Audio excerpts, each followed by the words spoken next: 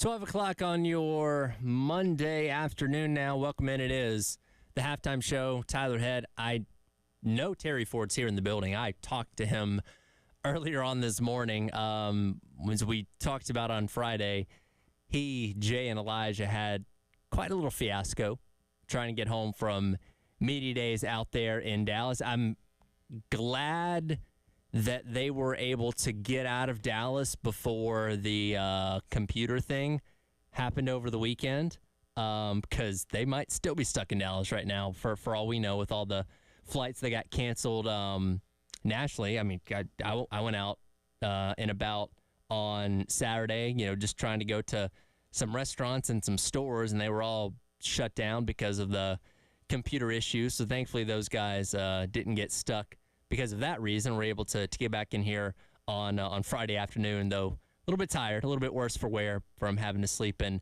the comforts of the Charlotte airport which hopefully they won't have to do again. Next year, Media Days is in Atlanta. It's a pretty quick drive.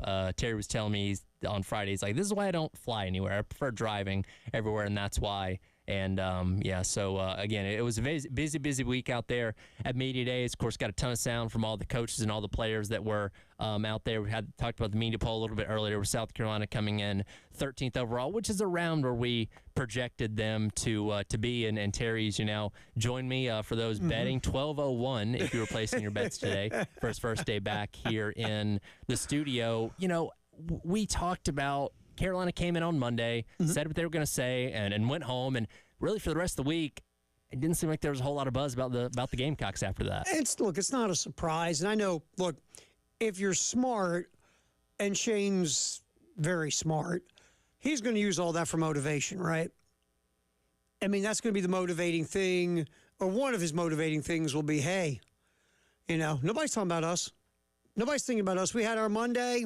After our Monday, it's like we weren't in the conference. We don't exist until Thursday when they voted us 13th. Right. And you're going to use that, and you should use that. That should be on, look, I love Kirby because I think Kirby's really good at this. He's gotten really robotic at SEC Media Days and talking to the media, but Kirby's got enough personality to where it doesn't come off as super robotic. Like Nick for a while was just robotic. But Sure. And then Nick, all of a sudden, the last, 4, 5, 6 years, developed a personality. Yeah. But so, Kirby will say, whatever happened last year, I never use it as motivation. Now, is that true? I don't know. But he says the start of the next year is truly the start of the next year. I don't use winning a championship as motivation. I don't use falling short as motivation. I just go, we're going to start from scratch the next year. Now, if that's the way you go, great. And if that works for you, fantastic. But I would say more coaches look for things from the past year as motivation to push their team forward the following year. Sure. And if you're Shane, your motivational tactic is A, 5 and 7 is unacceptable. B, no one thinks we're going to be any good this year. No one's looking at us as anything but the 13th ranked team in the SEC. Like Lamont Paris, when the basketball preseason stuff came out from the SEC, went, 15, huh? Yeah. At least we're not 16. Right. Remember that or whatever. So, and he even said I can use this as motivation. Sure. And I'm sure Shane's going to use it too. It's human nature. You might put 13s all over the building, right? Yeah. And whatever Shane's going to do. But I think the motivation is that no one believes we're going to be any good. And they came to Monday, Tyler. You could see it with the message of, you don't think we got anything? Wait till we kick this thing off. The difference between, I think, the way that Paris looked at it a season ago and Beamer, I think Paris was almost kind of phrasing it as more like, well, we find that disrespectful. Like, I think Beamer's message from the player set as well, I think like they understood, like, hey, we know why you think we're going to be 13th. We were 5 and 7 a year ago and all that kind of stuff. We're confident enough in what we have. We're going to prove you wrong, but I don't think it's like I can't believe you think this about us type of thing. Shane even said it in his 17-minute riff that we get it. Yeah. We get it. We earned it. We underachieved last year of what our expectations were as a program. And, we understand why we are looked at the way we are, but we just want you to know we're better than you think. Right. And that's the way they went at it. It wasn't, like we were talking about it, on Radio Row, but Debo Williams, man, Debo comes in. He's Debo'd up. He's got his Debo chain, which looked really cool. He's got his suit, and Debo's ready to play football. Oh, yeah. Debo's like, he's like he's locked in already. And it's like, I want to say to him, hey, bud, it's SEC Media Days. You're okay. But he was great to talk to, but he was very locked. Mm-hmm. And I feel like Shane wants them all to be like Debo by the time the ball gets kicked off against Old Dominion, because that dude's ready to play now. Yeah. Well, and his message in talking last week was like, I did all my goals last year. I tackled, did this, did that, was recognized the way I wanted to be recognized. Team didn't do it. Right. So we got to be better as a whole. And look, the thing about the whole, what Shane said also, I think with the local media, was 5 and 7's unacceptable. And if at the end of the year, paraphrasing, like you look at your team, and if you're okay with this year, then you probably don't want to be in this program because we're not okay. Sure. What happened here was not okay. And yeah, you were a stop away from being 6-6 and going to a bowl game, and then we all look at this some way, shape, or form different. It would have been a stalemate type of year. Right. And it just, the 5-7, I don't know, I'll say this. This first, it just kind of hit me in the head. If they bounce back this year, and look, I think they're going to be a 6-6 team and get back to a bowl game. That's just me. I believe that's what will happen. Yeah. But if they're better than 6-6, maybe that 5-7 is the best thing that happened to you because you had never tasted, the bleh. The first 2 years you overachieved, right? Right. So you win 8 games. Everybody thinks, well, year 3 you're going to win 9 or 10, right? You've Good thing. arrived. Yeah.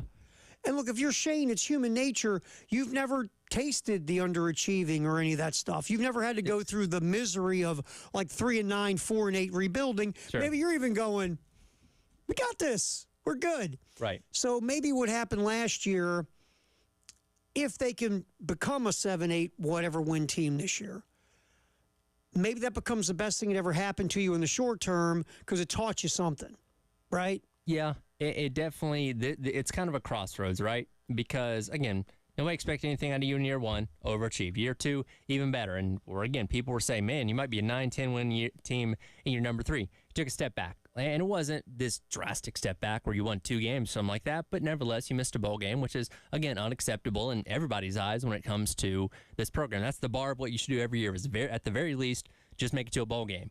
Which way do you go? Do you step back forward? And, yeah, 6-6 is not phenomenal, but you're at least back in the postseason to some degree. Mm-hmm. Or do you fall to 4-8 or 3-9 or something like that? Like, this is where, and especially with Beamer having never been a head coach before, this is where you prove what you are as a program builder and what this program's going to be, on which direction you go at this pivotal time.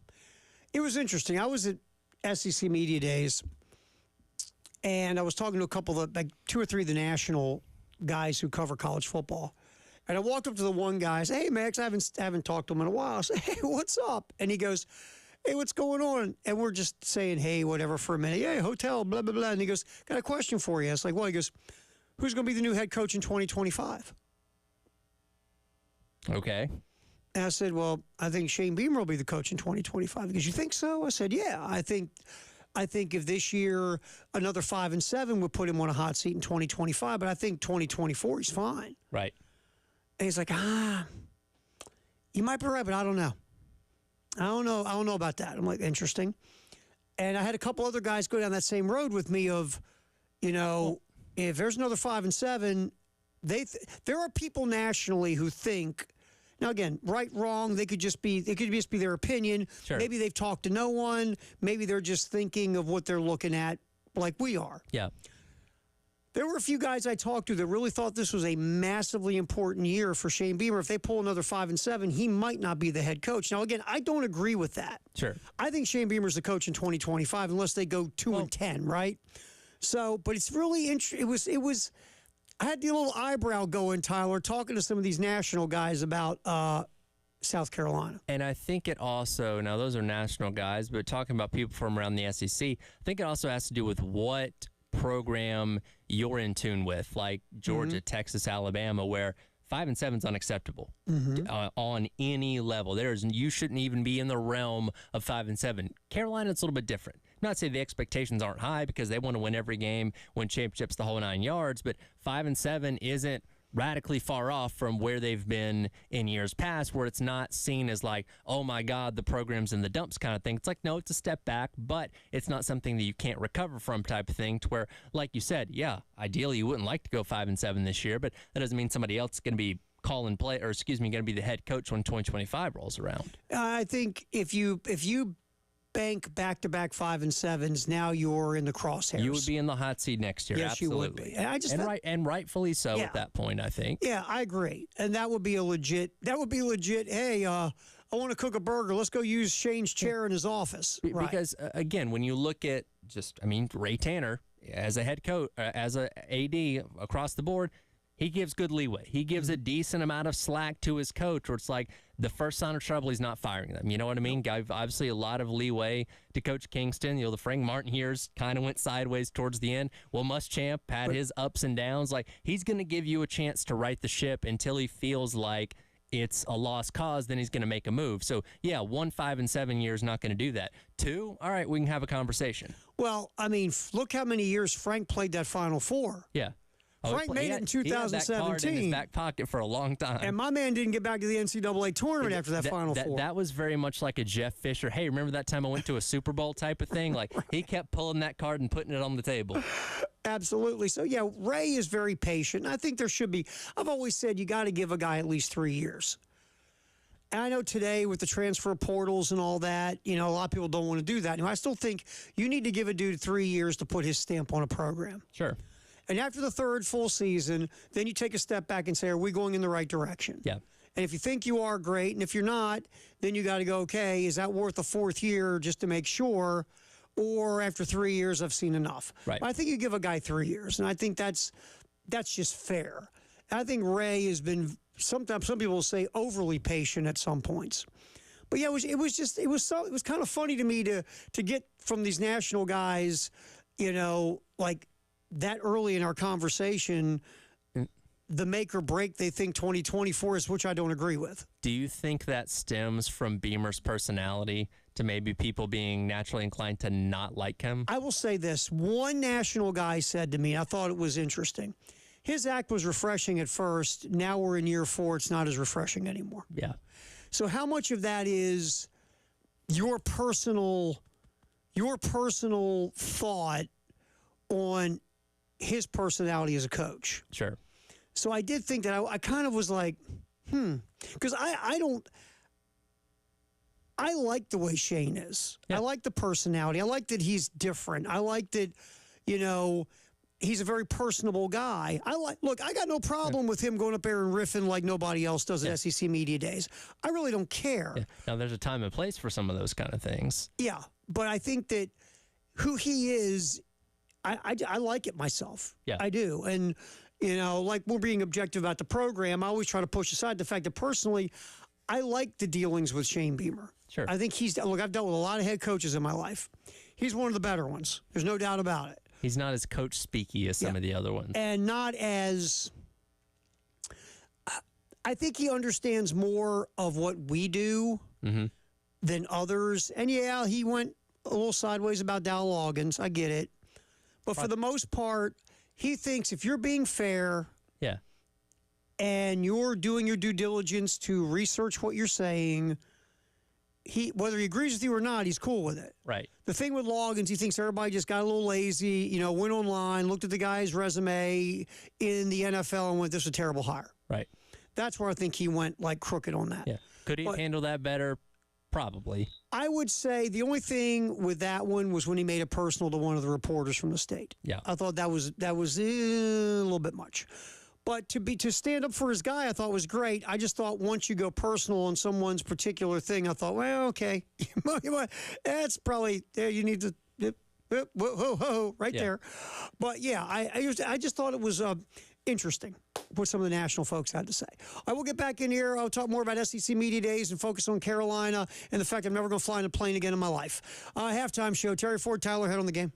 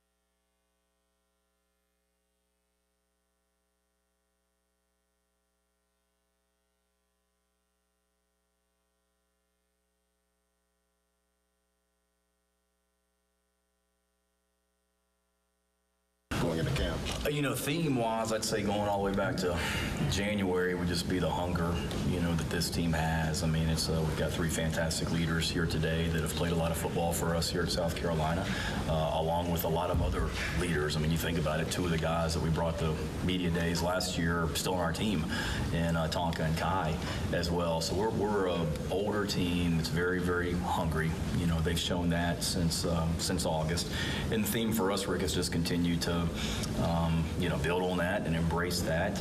We've got a lot of new faces, obviously, on all 3 phases, coaches and players, and continue to, get acclimated and just get better. But really like this group, like the way they've worked since January. We've had a fantastic summer and eager to get going. Yeah, hunger. And you should have hunger after a season where you thought you were going to be better, right? And Terry Ford, Tyler Head halftime show here on The Game, sponsored by the Men's Clinic of South Carolina. All right, so you and I were yipping about this during the break, and I think you made an excellent point. Because I was talking about the one national writer I was talking to. It's like, Shane, who's refreshing in the beginning, now act is getting old. And I think you hit the nail on the head. If South Carolina last year went 10-2, and Shane Beamer gets up for 17 minutes, what do you think they're saying? The dynamic personality. Look at, he's so charismatic. He's so personal. I mean, I think the shining example of that is Eli Drinkwitz. I mean, going into media days last year after he got a contract extension for being under 500, we clown the guy. Look at this. Look at this goofball. This guy that's, taking shots at Dan Mullen with the Darth Vader thing a couple years ago. Like, who is this guy think he is being this personable at a losing program? Guess what? They went out there and had one of the best seasons in program history, and now we go out there and say, "Oh, this guy knows what he's talking about." Look at that! Look at how dynamic of a personality this guy's. And we don't even realize we're doing it, but it flips that quickly to where a couple years ago, when Beamer's making these funny videos and showing his personality, man, that's so cool. He's connected with his players. South Carolina, that's a fun program. They're having a great time. And now, anytime they do that, it's like, well, they're wasting their time. They're losing football games. Get back to practice. Right, watch film. Exactly. What are you doing? What are you doing making stupid videos for social media? You should be watching film, lifting weights. Yeah.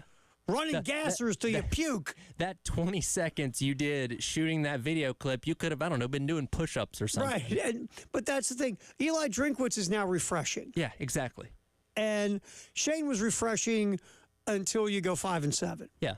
So if South Carolina bounces back this year, Shane is once again refreshing. It's a great story. Everybody has that 1 year of adversity. Look what South Carolina did. He's showing you what kind of leader and program builder he is. You know how it goes. To a degree, when you are doing those things, you're subjecting yourself to criticism. Sure. You are allowing people to have an opinion on you because you're doing things outside of coaching football. If you're just nose to the grindstone, film watching guy like Muschamp was coaching football, you don't have those personality aspects for people to get an insight on who you are as a person necessarily. They only are going to look at what happens on the field as a way to judge who you are. But when you open yourself up to that kind of stuff, it's going to sway one or the other depending on what happens on the field as well. Well, we'll go back to about watching film. Will Muschamp wasn't successful. Why? Just watch film all the time. Yeah. He wasn't dynamic enough as a personality. He wasn't out, he wasn't out doing the things that today head coaches need to do. He just shut himself in the basement and watched film. Yeah. So then when you're out doing those things and being charismatic and doing social media, why aren't you watching film? Yeah. Because it's funny.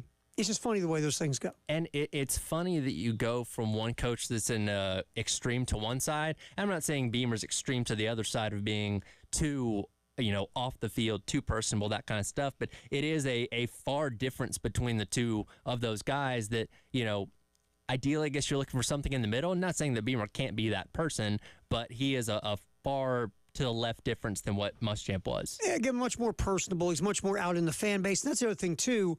If Muschamp would have won big, because one of the things that's said, and I don't disagree with this at all, talking to fans here, is Muschamp never embraced Columbia. It always felt like Muschamp was just here until you go to some other place. Yeah. Or he was just here because they paid him to be the head coach. And all that might have been true, but you know what? You don't care if the guy's winning 9-10 games a year. Right. You don't care. But when you're not winning 9 or 10 games a year and you come off that way, people can't wait for you to beat it. It's just the way it works. The flip side is Shane he loves Columbia. He's embraced Columbia. He's very in with the fan base. He's a very fan-friendly guy. That buys you some love. It just does. While you're trying to get the program where you want it to be and the fans want it to be. But it's always, how successful are you? Because when you're successful, the perception of you is different. It just is. Like, I've always said this. When you're rich and you're a kook, you're eccentric. When you're poor and a kook, you're flat out mentally ill. Crazy. You're a loon. When you got money, you're eccentric. That guy. So it's always the perception. It's always the perception. Sure. When you're successful, you're looked at differently than when you're not. And that's just the bottom line. Yeah. How many successful, I've always said this about head coaches. Like, example, like when I was in Baltimore with John Harbaugh. Harbaugh could come off unlikable at times, and Harbaugh didn't care. Sure. And people always want to love the head coach or love everybody on the team. And I always said, look, you have to love John Harbaugh. Just care about the W's. You know, is he your neighbor? Does he live in your basement? Yeah. Is he in the cube next to you at work? Who cares if he's likable or not? You're not dealing with this guy on a daily basis. All you care about as a fan, are you winning games? Yeah, and if you're winning games, you can forgive what kind of prickly personality that they have. Exactly. Like, all fans want all the players to be Boy Scouts and lovable and wonderful. Here's the truth. You know how many players are on a football team? In the NFL, 53, but in college, 80 to 100. Right. Do you think they're all going to be lovable and cuddly and nice and wonderful and yes, sir, and yes, ma'am, and all? No, of course not. Some of them are going to be jerks. That's the way it is. Well, and speaking about head coach specifically, look at the Belichick saga, where for 20 years, his prickly personality and his just defiance to open up to any degree, well, he's just a great head coach. He's winning games, winning Super Bowls. That's perfectly fine. But as soon as Brady leaves, as soon as things start turning the other direction, what's wrong with this guy? Guys, Why don't this guy embrace anything new in the world of football? Suddenly people turned on him. Right. I mean, his personality, because he's all about football and he's focused and he's intense and and then all of a sudden it's like, this guy's too intense. This guy's kind of a jerk. I always use Bobby Knight as the greatest example of it. When Bobby Knight was going to Final Fours and winning national championships, he's fiery. He can throw all the chairs he wants. He's a no-nonsense guy. Yeah, he picked up some security guy and threw him in a garbage can in Panama. That's because he wants to win. When you stop going to Final Fours and stop winning championships, this guy's a jerk. He's lost control. He's lost his mind. He's nuts. He's insane. We got to replace this old codger. He's going wacko. It's all about the winning, man. When you're successful, you're looked at a totally different way. You, as a head coach, and look, rightfully so, you're the face of the program. You're leading the charge. You're always walking a fine line. All right. If you're on hold, we'll get to you. 803-404-6100, Love Chevy phone line. We'll come back here. Some more Shane at the podium from SEC Media Days and also with the local media. Want to kind of switch gears to talking about one of the things that was, Shane broke down everything in the offseason.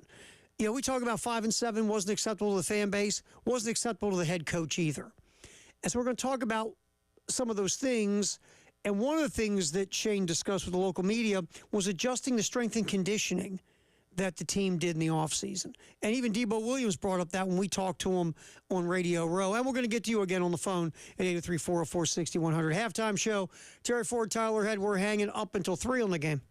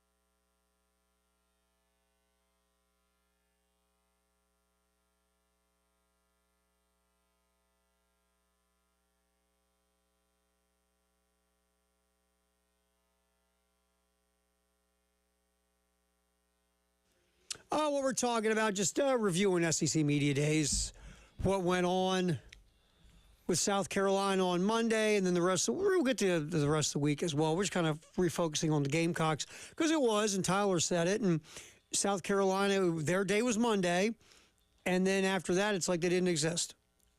Pretty much. Yeah. I mean, Greg McElroy has an interesting take on South Carolina we're going to get to here in just a little bit. Of course, McElroy on the SEC Network does his own podcast, played at Bama, hung around the NFL a little bit, worked out in the Omni Gym with me. You know, we're workout buds. You guys are workout buddies now, right? We're workout buds. Sharing water bottles. I told you. I'm in there, and I'm just doing my pathetic workout to try to, I don't know, stay in some type of physical condition. And there's this dude doing this thing with like you know, with the weights, with the core and the balancing. And I'm just joking with him. I go, yeah, show off with your two good ankles. And I start joking with him, right? And, you know, I talk to him for a couple minutes and we move on and whatever. And then I see him again later. I'm like, oh, hell, that was McElroy. Okay. I don't know. You should have gone up to him and said, you know, I could have handed the ball off to Ingram. That's right. I could have earned a ring. So McElroy, how's it feel to be the Trent Dilfer of college football, right, buddy? So that would have really bonded our friendship. I'm sure he would have, and again, he's on our sister station, Jocks FM out there in Birmingham. I'm sure that would have just mended the relationship, and he would have been one to be on our show every single week. Oh, yeah. He'd have been partnered up with, oh, yeah, that's right. They got that dude there that told me he could have handed off to, yeah, I'll go on that station. All right, so we'll get McElroy's take on South Carolina come here in just a little bit. And I do want to play this cut with Shane about the strength and conditioning, how they adjusted the program. I think it's kind of interesting. But first of all, 803-404-6100. Our buddy Ray's been holding on. Oh, always good hearing from you, my friend. What's up? You're on the game. Hey, Terry, how's it going, brother? Yeah, well, my feet are on the ground now, not in airplanes or in airports, so it's good. That's God. What a horrible experience that's got. That was a mess. But anyway, I tell you, man, it's this time we have got to beat that nerdy cool kid of the Ozarks. I mean, he's had our number 5 years in a row. I mean, it's just time, man. We've got to get over that one, man. We've got to get over that one. But I'll tell you, I do think this year I'm going to have my eyes more on the position coaches. Because I think there's a lot of places we just need better improvement, better development. I know last year the O-line was, I mean, it was what it was, so you can't put all that on development coaching. We just had so many injuries. But, man, I think we have got to get better at running the ball, and we got to get a little better on defense. I know the defense played better towards the end of the year, but, man, you got to do a little better there. But running the ball, I think, is going to be the key for this team. If this team could average 175 a game, man, it'd be outstanding. And if Rocket can be healthy, and I forget about the kid from he's from one of those Texas schools. You can remind me. North Texas, Oscar Attaway. There you go. And you know what? My just through the portal alone, I mean, our running back position is it's just improved tenfold. Nothing against Super Mario, but I think the running game is just going to be key. And we have hope because we have a 5-star quarterback, a young 5-star quarterback. So we'll see where he is. But, there is interest in this team, and hopefully we can kind of come under the radar and do better than people think we can do. All right. Thanks, my friend. Appreciate you, Ray. Thanks, bud. Yes. I mean, yeah, I do agree with you're going to have to be able to run the ball much better this year. Just you're a different team. Which, I mean, if you want to talk about something that I think they knocked out of the park in the offseason, revamping the running back room. We went into last year with a guy that had never played running back before in college, expected to be RB1. He obviously didn't end up being because Mario Anderson passed him, but we were super concerned about this room a year ago, and it is a night and day difference now. Well, think about this for a minute. And obviously the offensive line is the number one key because they're not opening holes. It doesn't matter if you actually had Super Mario Brothers in the backfield. None of that would matter. But you think about last year for a minute. South Carolina, SEC Media Days, picked third in the SEC East. So there was some expectation through the media about South Carolina coming off the 8-win Gator Bowl season. And you win those games against, Tennessee and Clemson late. You had some momentum. Everybody thinking, woo, this might be an up-and-coming squad. And Shane brought this up at SEC Media Days as well. And then you go 5-7. Yep. But if we think about going into the year, go back to that running back room again.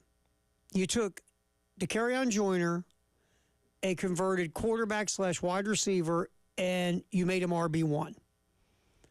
Mario Anderson, coming from Division II, was RB2, and then you had DJ Braswell, and you had Juju McDowell, who we know Juju McDowell is kind of a specialized package-type running back. Sure. And then you were depending on an offensive line that didn't have a whole lot of depth. Right. And then the worst-case scenario happened. Offensive line got gutted by injuries. You're playing 18-year-olds you didn't want to put on the field at all. Your offensive line was a mess, and you couldn't run the ball. And then your running backs, they struggled as well, just in the areas that they could help you. They really weren't equipped to help you consistently. Right. So knowing what we know now and going back and thinking about the running game, obviously there was so much thought of how good Spencer Rattler was going to be, Juice Wells, this X factor that could be Xavier Legette.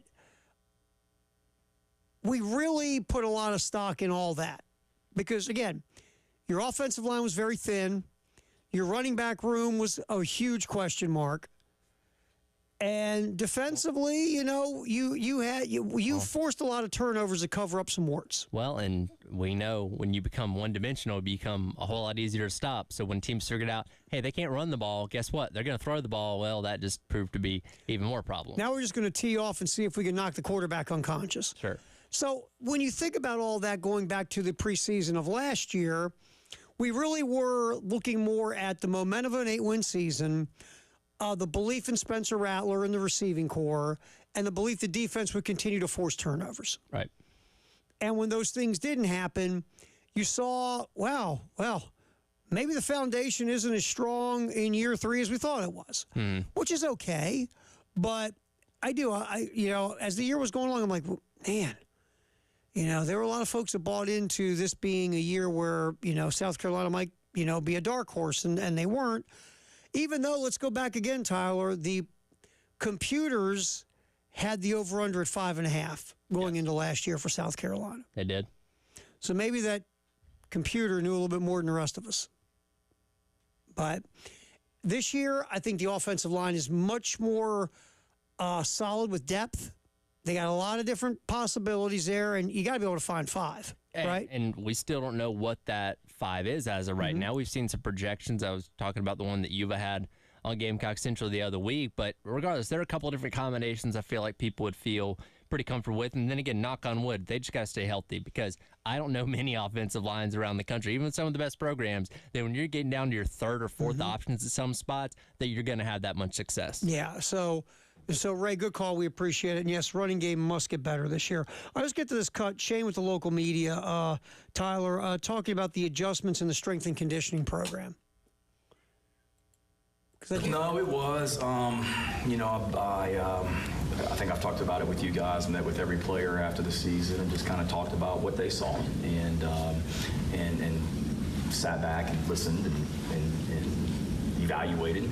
And then I sat down not just with Luke, but in a room, the whole strength and conditioning staff and the whole training staff, and including me, because it starts with me, and looking at everything, whether it be, how we practice, what we do in the weight room, what we do in the training room, what we do in nutrition. And there were some things in all those areas that we certainly, could be better. I know there was an interview that I think Casey Henry did a couple weeks ago where he talked about some of the changes. It's not like radical, like we're all of a sudden doing different things and doing different lifts in the weight room, but I think our strength and conditioning staff has done a great job of explaining the why, tweaking some things to help our guys even more, and so far so good. The key for us is going to be being healthy, staying healthy, particularly early in the season. We haven't done a good job of that, and if you think about 21 early in the season against Georgia was Sherrod Green. 22 early in the season was Jordan Strachan and Mo Kaba. 23 early in the season was Casey Henry and Nicky Mawari and Mo Kaba. So that's from my standpoint, things that I'm going to do a little bit differently, just from August preseason practice, kind of how we do things, the structure. Not anything radical, but we got to get off to a better start, this year and stay healthy better early in the season than what we've done. And let's get into that in the next segment, what he just discussed, because I think like Debo Williams talked about some of the things they're doing. Case and Henry brought up some interesting stuff. So we'll talk about the strength and conditioning, how maybe it can help them stay healthy, or do everything you can in your power to get your players prepared for collisions at high speed for 3.5 hours. Also, our Firehouse Subtext the hour coming up as well. Guess what? It's back. The ultimate season ticket. You could win season tickets to all home football games, baseball games, men's and women's basketball games. Sponsored by the Men's Clinic of South Carolina again this year. Your chance to win starts July 29th. It's very easy. You'll go to 1075thegame.com to register. Just like last year, starting July 29th, the ultimate season ticket from the Men's Clinic of South Carolina. And the game will come back. Firehouse Subtext the hour. And we'll discuss more about the new strength and conditioning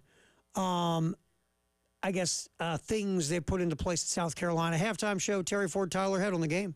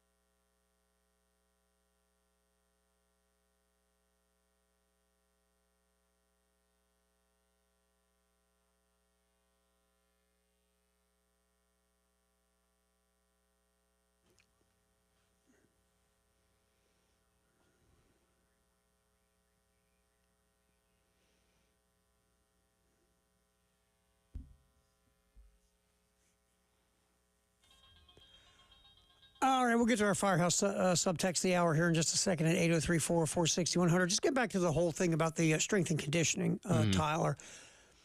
They, Debo Williams said they're doing more Pilates now. Did you ever in your life try Pilates? Heard about it.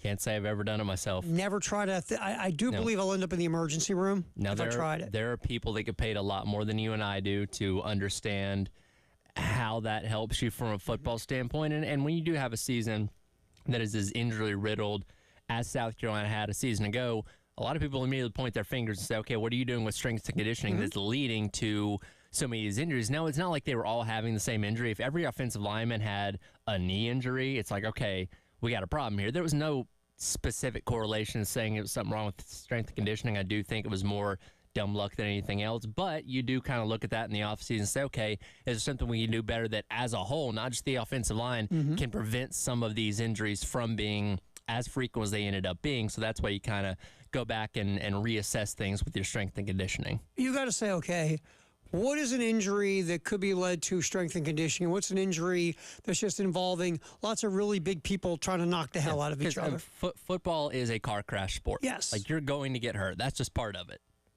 So I always think you got to balance all that. You just can't say, oh, we have a lot of injuries, we got to blame the strength and conditioning coach. But when Debo Williams was talking about, the Pilates, he was discussing how they're working on functional muscles and functional movement. And he said it was funny because it builds up all your little muscles that you don't even know about. Right. Because it's human nature. Yeah. Like dudes who lift are looking, for the most part, I'm not going to say every dude who lifts, but dudes who lift, a lot of them, especially when you're younger, you're lifting to get big and strong, right? Yeah, you want to show off the guns. You're not getting yoked on Pilates. Right. No one's going, man, you are ripped thanks to that Pilates. Look at those little muscles. Hey, no, nobody Arnold, cares. how'd you get to be world's strongest man in Pilates? Yeah, it doesn't work that way. No, but what it does, it's what I've heard about Pilates. It helps your functional strength. Yeah. Which functional strength is, if you don't know, like you ever move, and so you're lifting up boxes and carrying them to the truck, and you're coming up the steps with boxes and all that. That's functional strength. Yeah. Well, it's like, I don't know if you've ever been on the pickup basketball court and you see the jack dude that can't play basketball to save his life. He's uncoordinated or whatever. Like, yeah, he's got muscles, but he doesn't have functional strength that translates over to sport. It's called everyday functionality of the movement of your body regarding the strength. Because when you move, you wake up the next day and you go, there's body parts I have that hurt I never knew I had. Sure. Well, that's because you don't use them. Right. And that's what Pilates works on, a lot of your little smaller muscles in your body. And it just helps you with functional strength and movement. Jason Kidd, when he kind of made his comeback in the NBA with the Nets, he said what got him back physically was he did Pilates. Right. So a lot of athletes now will do it, and they start doing it in South Carolina. And I think Casey Henry brought it up as well, that they're working on more strength-type stuff that can relate to being on a football field. Right. And that's one of my things with baseball. Watching, like, I knew a couple dudes who pitched in college that would come to the gym where I was at a few years ago, and they were doing this weightlifting stuff that they had them do at college. And for their pitchers I'm talking about, I'm thinking to myself going, yeah, but why aren't you doing stuff that strengthens the muscles in your pitching arm so you can pitch? Mm-hmm. You're not in a weightlifting competition, you're a pitcher. Right. And so going back to that, it's like Casey Henry basically saying we're doing more strength and conditioning regarding how we play the game of football. Yeah. And that's really what you should be doing in the first place. Sure. Absolutely. So, all right, let's get to our Firehouse subtext, the hour 803-446-100. What do you got, man? Mike weighs in and says, I think one of the worst things to happen to South Carolina football was Steve Spurrier. He showed that success was possible, but not sustainable because, again, they went on that run of double-digit wins for 3 years in a row, and Carolina was thought of as one of the best programs, not only in the SEC, but in all of college football. And obviously, since then, you've been striving to get back to that point, and it's becoming harder and harder to do that. Well, I mean, he averaged about 49 wins in 5 years. You averaged about 10 wins a season for 5 years. Mm-hmm. And the texter's correct that you showed you can do it here. Yeah. You showed it is possible at the University of South Carolina to be one of the better teams in the SEC. Sure. You just needed a Hall of Fame head coach, some people would say. And that was, a lot of things were different in college football 10 years ago. Right. NIL portal, so there are more challenges in the way now. But you know what? And look, I think if you're a Gamecock football fan and you still have the expectation of winning double-digit games, I have no problem with that because you did it. Sure. It's been done here, and it can be done here. And to me, I just think the roadmap you look at now is like an Ole Miss or a Missouri. I mean, they're kind of that level 2 of the SEC for a long time, and now thanks to the NIL and the portal and a coach that can navigate all of it, look at what they are now. And I think Shane Beamer can handle the portal and NIL as well. You just got to do it. You're not Vanderbilt. You're not light years away. No, you are in that area that if you manipulate the things that Missouri and Ole Miss have manipulated, look how successful they are. That's kind of your roadmap, I think.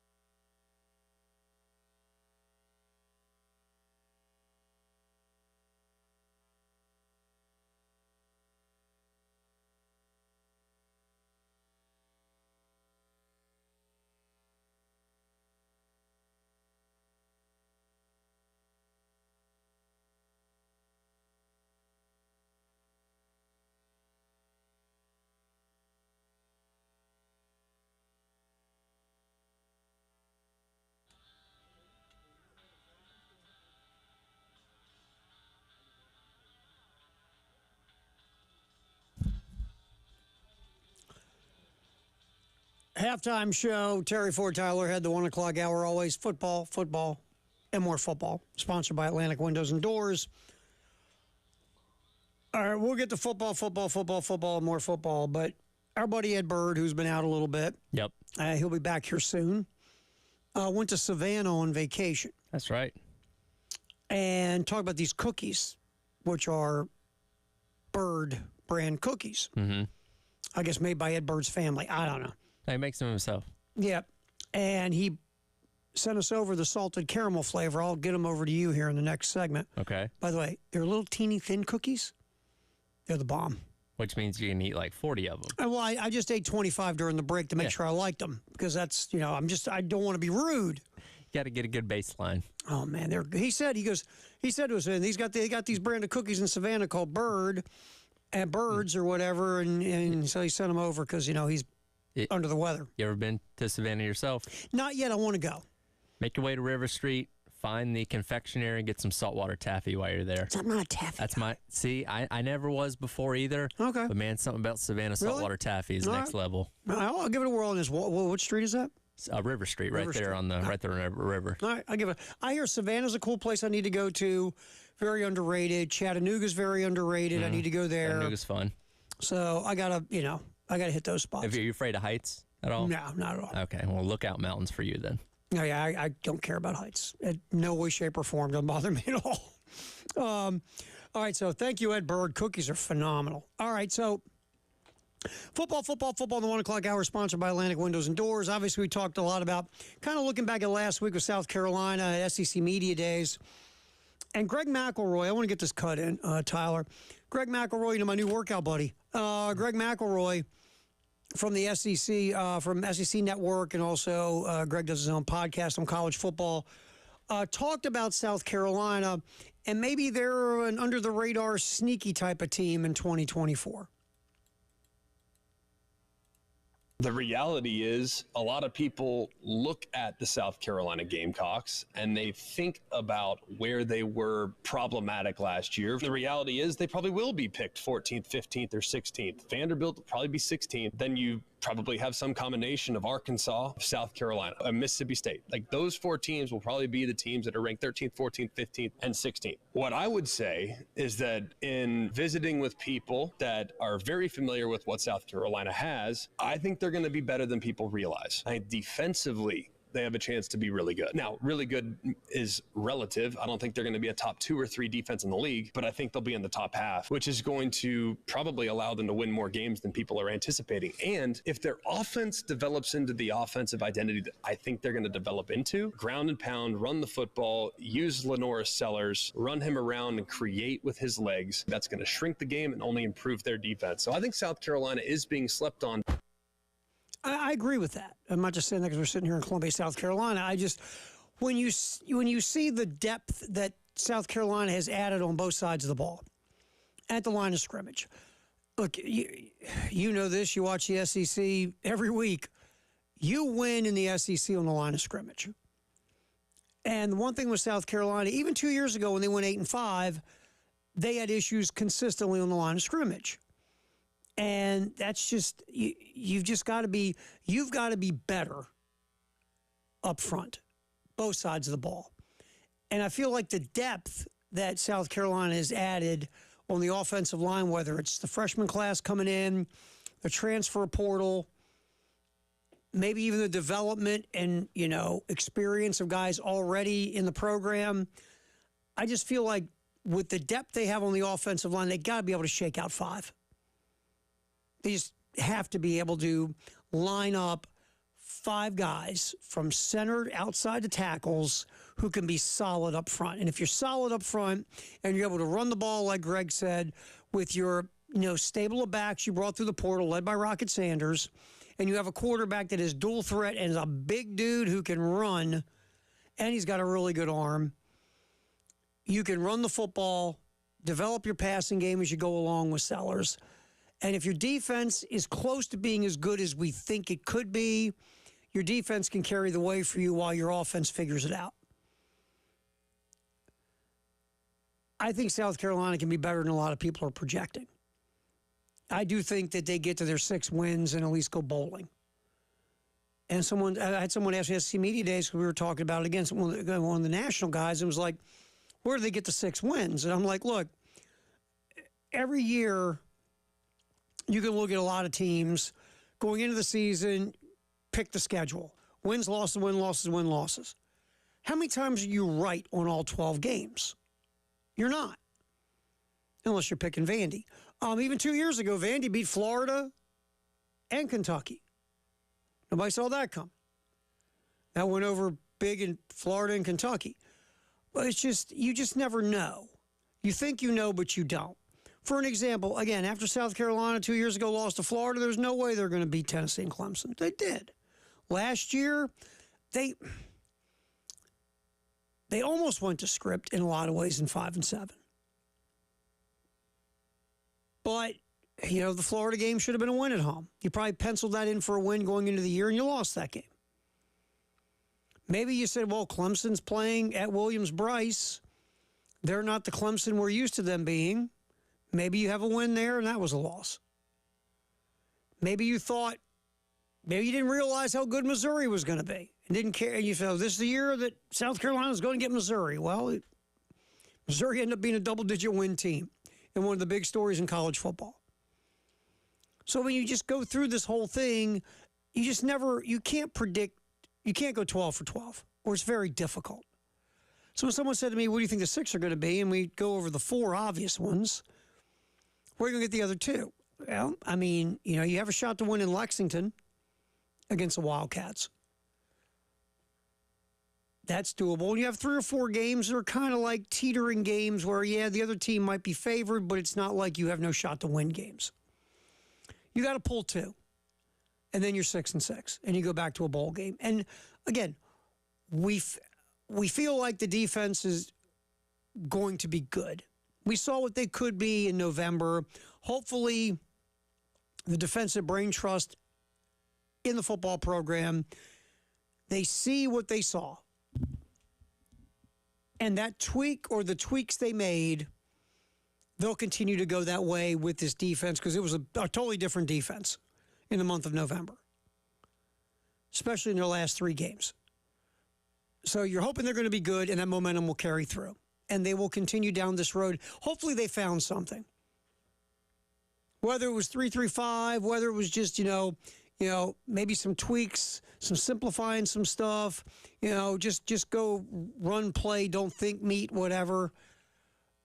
Whatever was done worked, and you hope you continue down that road. And if you do, the thought process is the defense will be good. Could be really good. And offensively, you got a lot of potential there. It's just unknown potential. Like, what if Lenore Sellers is what we think what we think he could be? What if Rocket Sanders is healthy and he is what he was 2 years ago at Arkansas? What if the offensive line is solid and it's the best offensive line Shane Beamer's had? And what if the stable of wide receivers who have been productive in other places, a couple of them pop here? And all of a sudden, your offense they're kicking it. And now you're a good football team. It's not out of the realm of possibility at all, to Greg McElroy's point. It's just not. This could be a much better football team than people think. We just don't know. We don't know anything about the offense. Honestly. Offensive line, quarterback, wide receiver, we don't know. But the potential is there and the ceiling is there. We feel a lot more comfortable and confident about the defense. So I get where Greg McElroy's going, absolutely. All right, football in the 1 o'clock hour, sponsored by Atlantic Windows and Doors. I want to go back to the end of last hour. We were talking about, South Carolina, and the texter, who I thought was an excellent text, saying the worst thing that happened to South Carolina's football program was Steve Spurrier, because, he showed what could be done here. It just, again, hasn't been done since. But the fans know it can be done. And we were running out of time. I just wanted to go back to that point really quick of it's a different world now than was when Spurrier was the coach. Sure. But when you see programs that have been on your level, like there's a big, if you want to call it level 2 or level 3 in the SEC, it's just depending on your perspective. To me, level 1 is Georgia and Bama and LSU. and now you're going to put Oklahoma there. And coming off of last year, if you want to put Texas, I don't buy into Texas like others, but that's fine. Yeah. But then that second level has a bunch of teams who can be on the first level at times, but right now are resting in that second level, and some are teetering toward the third level. The second level is very big. It's an area that has a lot of shifting. Like, I'm not ready to put Tennessee in level one. They could be if they put together a couple more really good seasons. They could be a level one team, but they're a team that a decade ago you might have even said was maybe towards level three a little bit with how bad they were. But they've been fluctuating around that second level. You would say they're at the top of level two right now, ready to break through to that next upper echelon. And I don't think South Carolina is at the bottom of level two, about to fall into level three. I think they're somewhere in that middle ground where, again, they were 13th in the SEC media poll. But if we look at like just overall where programs stand right now, and you're probably around like 9th or 10th. You know what I mean? Like, it's not a terrible place to be. It could certainly be better, but you're not like, again, light years away from making it to the top. It's going to take some work. Got to continue to recruit well. Got to continue to obviously win games, put together good seasons, but it's not impossible. Yeah, and like I would put Texas more in level two because you got to show me again. You got to prove it. You got to show you can stack seasons. Just like we talked about Florida State. You got to stack seasons. And even for Oklahoma, you got to prove it you can do it in the SEC now. Like, yeah, you have got a great track record from your time in the Big 12. This is a different story. If you start going 7-5 every year in the SEC, well, congratulations, you're level two. You're level two. And I think Brent Venables has something to prove. Can you stack another double-digit win season off of your first one? Because your first year was not acceptable at Oklahoma. Right. So maybe, so we set those two teams aside because they're new. LSU, Alabama, Georgia are your level one. Yeah. Then you got a gigantic level two, and we've seen a bunch of different teams come in and out. Like Florida should be level one, but they haven't been level one in such a long time. They're level two. Right now, out of the level two mosh pit, here comes Missouri, here comes Ole Miss. And they are, last year they had level one seasons, right? Right. And Lane Kiffin has had double-digit win seasons 2 of the last 3 years. And that sandwich year, they were like 7-0. The whole Auburn thing came up, and then the Rebels kind of cratered a bit and ended 8-5. Right. So Lane has had some success to where you go, all right, dude, if you can stack another double-digit win season, maybe you get in the college football playoff, you have a temporary home in level one. Right. And Missouri's got to stack another double-digit win season. But those are teams that were in level two with South Carolina. South Carolina has more resources than Ole Miss. Yeah. As a program. Sure. But now Ole Miss has passed you. And why is they have this thing called the Grove Collective. And they've been mining the transfer portal like nobody's business. And Lane Kiffin is very comfortable working the transfer portal and incorporating transfer portal players to go with what he's doing on the recruiting end in high school. So you see, look, it can be done. If Missouri can do it, South Carolina sure can do it. That's right. It's just you've got to crack that code of today's college football. But Missouri's done it for a year. Their NIL situation's really good in that state. And they got a very beneficial state law that helps them out, too. Yeah, they do. But then again, that's all this goes hand in hand. Right. How's your state house helping you? Yep. How's your collective? How can you turn that into transfer portal success or keeping players in state by recruiting in-state players? To be a top-level program, there's about 3 facets you have to be good at now. Obviously, on the field, 4 facets. On the field, regular recruiting, portal recruiting, and NIL. You got to be good at all those things now to be a top-level program in college football. And right now, at this point, both of those programs who were in the level with South Carolina have separated because they've hit the marks on those things. All right, football in the 1 o'clock hour, sponsored by Atlantic Windows and Doors. Why'd the Utah State head football coach get fired? We're hearing more about that. We'll give you a little insight on that next on the halftime show here on The Game.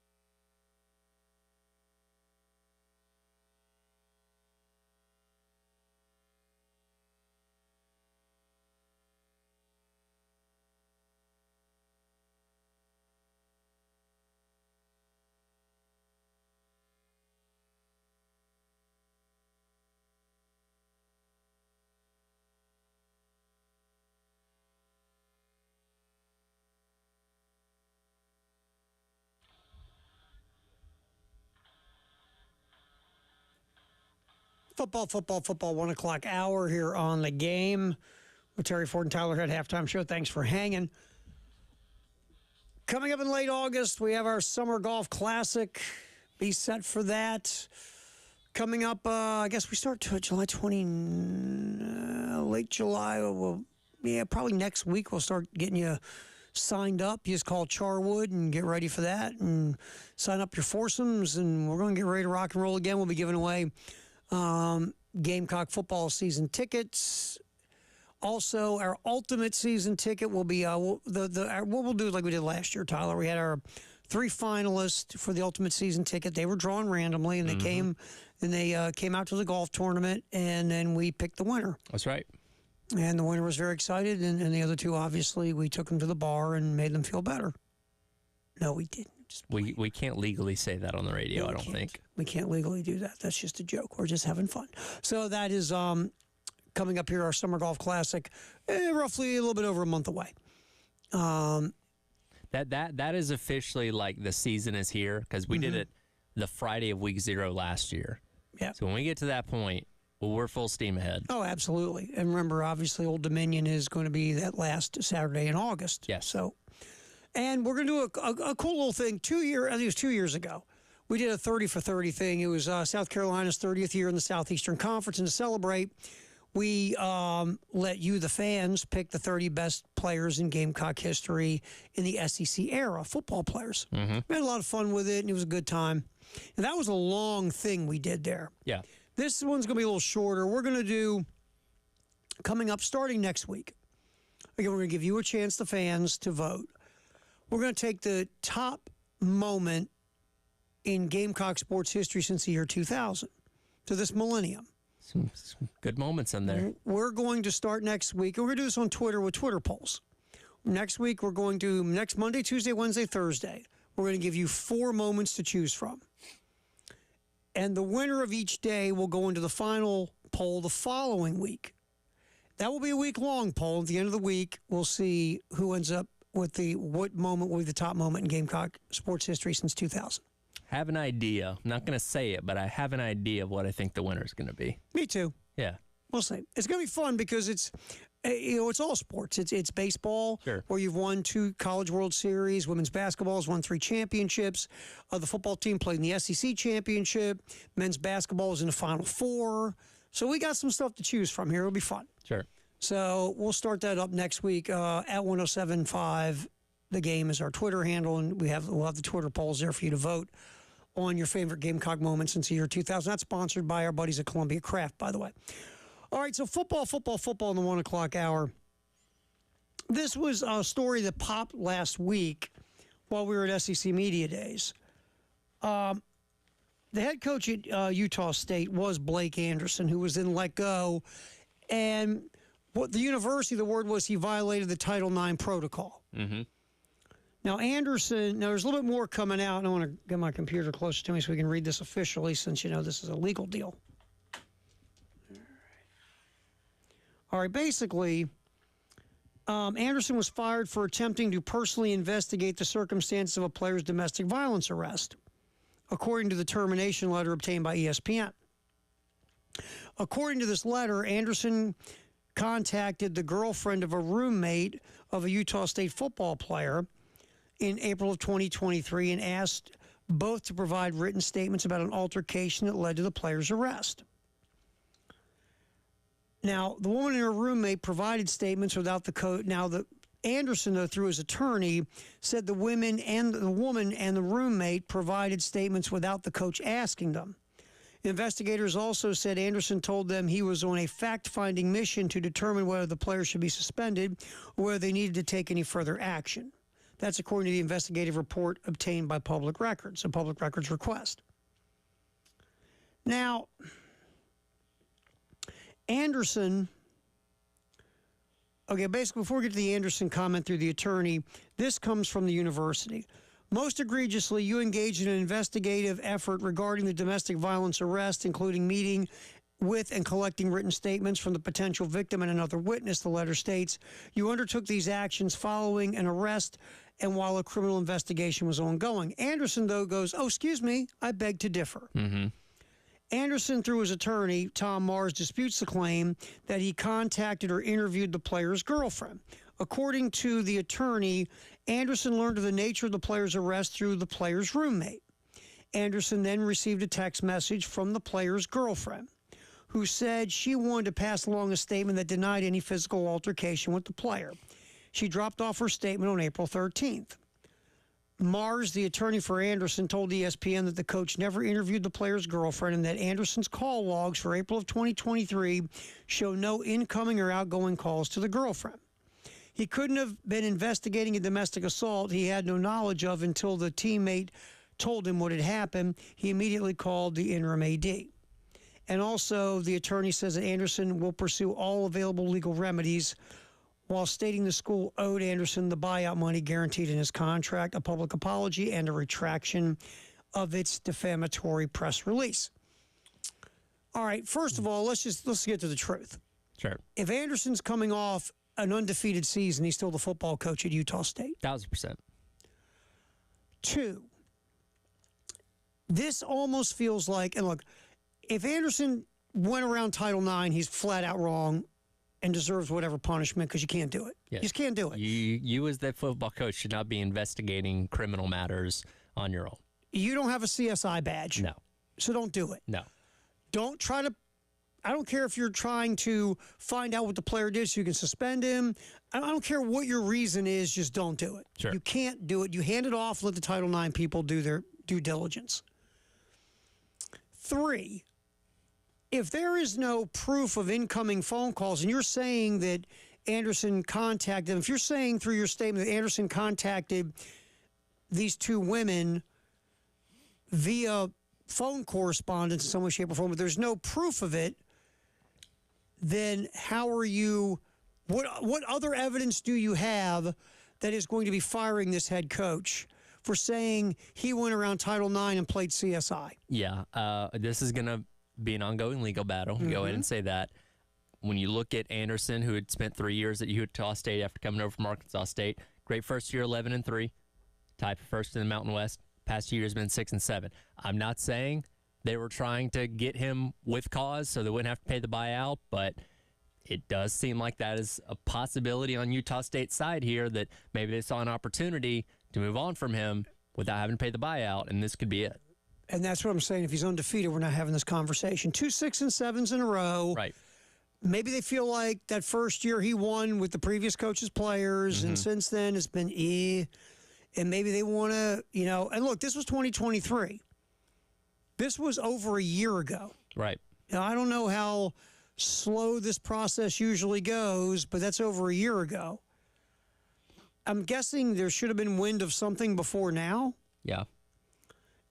This thing, I'm not belittling domestic abuse at all. If that was committed, players should get whatever he should get from the law. I got no sympathy for that stuff. Right. You're knocking people around in domestic violence, you deserve to go to jail and get your punishment. It just feels like, to me, this has a weird smell to it. Sure. You know what I mean? It just really does. And again, if Blake Anderson broke the rules, then you get punished too. But I don't know. There's something with this that just doesn't jive. Not everything's adding up here. And again, it's gonna be a legal fight, back and forth. Who knows? Yeah. All right. So that's what's going on at Utah State. We'll come back. The players spoke, obviously, at SEC Media Days, and we're going to get a couple cuts. First, we're going to start off with Boogie talking about people sleeping on the Gamecocks. We're going to get to that next. Football in the 1 o'clock hour, sponsored by Atlantic Windows and Doors, right here on The Game.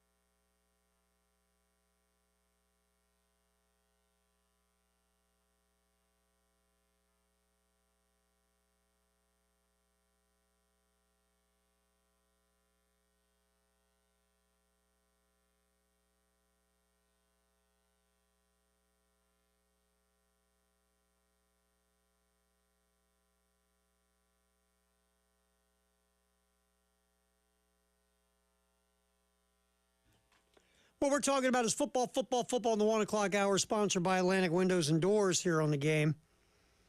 Terry Ford, Tyler Head. You know, players were at SEC Media Days for Carolina. And Gamecocks, look, we talked about this last Monday during South Carolina Day, is you want to send 3 guys who, one, let's just be honest, aren't going to say anything stupid. Sure.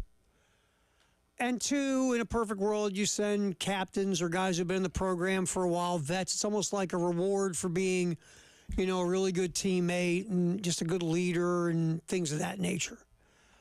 And so you send Boogie Huntley and you send Luke Doty and you send Debo Williams. And, you know, we'll start off with Boogie, Tyler, and cut 37. And this is kind of the theme of the Carolina contingent on Monday about sleeping on the Gamecocks in 2024. Yeah, just kind of keep sleeping on us. You know, I think I don't hear too much of the media, but I've heard enough, and so you know, I've heard enough, and I'm okay with what's being said. You know, that's fine. But to those people saying those things, they're going to be a little upset when the season goes on and how we what we do. So yeah. I mean, that's kind of the theme of you're sleeping on us. You're not taking us serious. And again, like you said, opening of the show, they're not mad about it. No. But Gamecock football is saying, look, we get why you have us 13th or whatever, but we're going to surprise you. So be ready for that. Also, we'll grab one more from Boogie. And that's cut 41, moving on from a disappointing season. Again, cut 41, Tyler. I mean, you definitely have those moments where you kind of think back, and you know, it's not fun to think about. It's not something I like to think about, but I kind of have the same mentality as I did 2 years ago when we were coming off a somewhat all right season. And just, you know, it was what it was. It's in the past. We have a new team. We have new coaches. We you know, it's a whole new season. So I try not to think about it too much and just prepare for what's coming. I mean, look, you take the motivation you take from last year to push you forward. You learn from what you need to learn from last year, and then you wash it, and now you're undefeated, right? That's right. What you got to do. But like I said, I wouldn't be surprised if, you know, a motivating tool for Shane Beamer is putting 13s up all over the building. Sure. That's what they think of us. Let's go prove them wrong. Yeah. I think the motivation started at the end of last year when you lose a Clemson game to go 5-7 in a game where, by the way, Clemson scored as many offensive touchdowns in that game as you and I did. Right. So you take motivation of, well, you know, we just lost the football game at home where the opposing offense didn't get in the end zone. That's frustrating. Right. And you don't get a stop in a Florida game that could have put you in a bowl game. That's frustrating. And there's a balance between using that as a motivating tool, but also not getting too hung up on it either. Because that was a prior season. You do have to wash it away to some degree, but at the same time, you also can't forget, like, man, we need to be better than they were a season ago. And that's why these guys are, athletes playing. I almost said professional athletes. They're almost professional athletes. Well, they're getting there. Yeah, they're getting there. But, getting there. That's why you have the ability to play at this level, because you should be able to compartmentalize that balance between using that as a tool, but also not getting too hung up on it either. Yeah, I mean, and you're right. I mean, there's that balance of, okay, let's use last year's disappointment as motivation, but let's not dwell on last year and let's not get stuck in last year. Sure. So it's kind of like a tightrope walk. And there's Boogie Huntley talking about that. And, you know, when you look at last year, we've had this conversation as the games are going on, every loss had moments that if you made a certain play, maybe that game changes. There weren't games where you were just totally whooped. Yeah. There just wasn't. Despite all the sacks, you were still in the North Carolina game late there. The Tennessee game, if Rattler doesn't throw the pick six before halftime, you'd be down 7 at that point in time, I think. Like, you're more competitive going in the second half. Had the lead on Georgia, obviously. We know what happened with Florida with the 4th downs. As you mentioned, if you can score a touchdown against Clemson, then you're right back in that game. Well, remember the Missouri game? Missouri started off fast, right? Yeah, but then that game settled down. And I lost count how many field goals South Carolina kicked in the second half. If they could have scored touchdowns, you got a different ball game. Carolina was still in the A&M game, I think, at the start of the 4th quarter as well. Yeah. Like, nobody blew you out. You know what I mean? Like, when Georgia came in 2 years ago, they ran over you. Like, there was none of that last year. No, and I think that's one of the positives you take from it is you were more competitive against everybody or the teams that are perceived to be better than you. Right. Now, here's the next step is, okay, get enough playmakers to where now when you're in those games, you can make the plays to be able to win some of those games. Right. And that's where you're at. And the 5-7, it was a frustrating 5-7 because you were getting beat by 30 or 40. Yeah. And that is so important to make a note of, because there's a difference between being 5-7 where, yeah, those 7 games you were just completely out of it, no chance you were going to win those games, and you just managed to win 5 games and that's it, compared to, okay, you were 5-7, but again, if we rearrange a couple things, you might be 7-5, Sure. Something along those You were lines. that close, right? Yeah. But you got to make those plays. And that is the difference between, losing seasons, mediocre seasons, and real successful seasons. And that is what makes the SEC so tough, is because those margins are razor thin between being a team that's 2 games or a game over 500 and being a game below 500. Like, just being able to capitalize in those specific scenarios against teams like that to be able to win or lose a game. Well, all you heard at SEC Media Days from teams in that 5-7, 6-6 disappointing season was this. I mean, Arkansas lost a ton of one-score games last year. Florida lost close games last year. Yep. South Carolina lost close games. You're right. It's so razor thin. You got to make plays. 3, 4, 5 plays decide a lot of things when you're on level 2 in the SEC. The flip side is teams like Missouri and Ole Miss, they made plays. Yeah. And look where they end up. So, like Jay always says, more good players. Yes. And Well, I think South Carolina has more good players this year. and that's the tough part about the SEC and college football as a whole. You spent your offseason upgrading your roster and getting you better. Well, guess what? So did everybody else. And that's why it's so tough. I've talked about this several times today.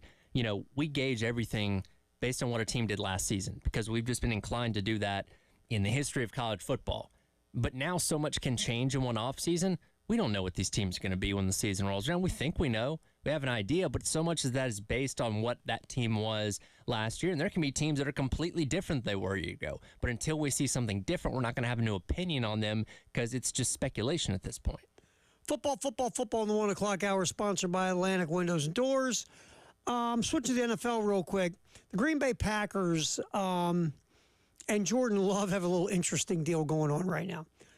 The Packers and Love are trying to work on a long-term extension. Remember last year, Green Bay set up kind of tweaked Jordan Love's contract because, again, he had never been their starter. Right.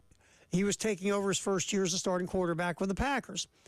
No one knew what Jordan Love was going to be or wasn't going to be. There was a lot of talk that, there were people that were totally in the Jordan Love camp and people that weren't. And Love, he had some serious inconsistencies for a good part of the year. But then down the stretch, he locked it and played really well. Right. So a lot of folks think the sky's the limit for Jordan Love. Well, now Jordan Love and the Packers are negotiating a contract extension, basically for Jordan Love to get paid like a franchise quarterback. And Jordan Love is like, all right, that's great, but I'm not practicing or playing in preseason games until we sign the contract. Now, there are folks in Green Bay not very happy with this because, hey, a lot of people like the young Packers. Remember, last year they smacked the Cowboys in the playoffs. And people think, again, hey, your quarterback's sitting out, you're not working on stuff. But I'll say this, the NFL, because of the way the NFL is built, there's non-guaranteed contracts. And last time I checked, people are running at you really fast trying to decapitate you. I got no problem with holdouts in the NFL. Sure. Because the NFL will kick you to the curb the minute they can kick you to the curb. And here's the thing, especially as a quarterback, they're going to pay you. You're going to get your money. You're going to get and Jordan Love is going to get paid big. And the last thing you want to do is go out there and rip your ACL before the contract, the ink is dry. Right. I got zero issue with this. It's like the NFL is a cold, cold business. We've seen players get cut, released, waived, whatever. A guy's really good, has an injury, comes back, isn't the same for one season, and instead of giving him another season to get it together, the team moves on from him because of the salary cap implications. Yep. The wheel always keeps turning. So get yours. That's the one professional sport. Get yours, because they'll get you if they can. Sure. All right, so Jordan Love is saying, I'll play and practice once you get the contract done. And the Packers think they'll get it done soon. All right, we'll get back in here. Firehouse up, text the hour, 803-404-6100. Football in the 1 o'clock hour. It's sponsored by Atlantic Windows and Doors. Terry Ford, Tyler Head, halftime show on the game.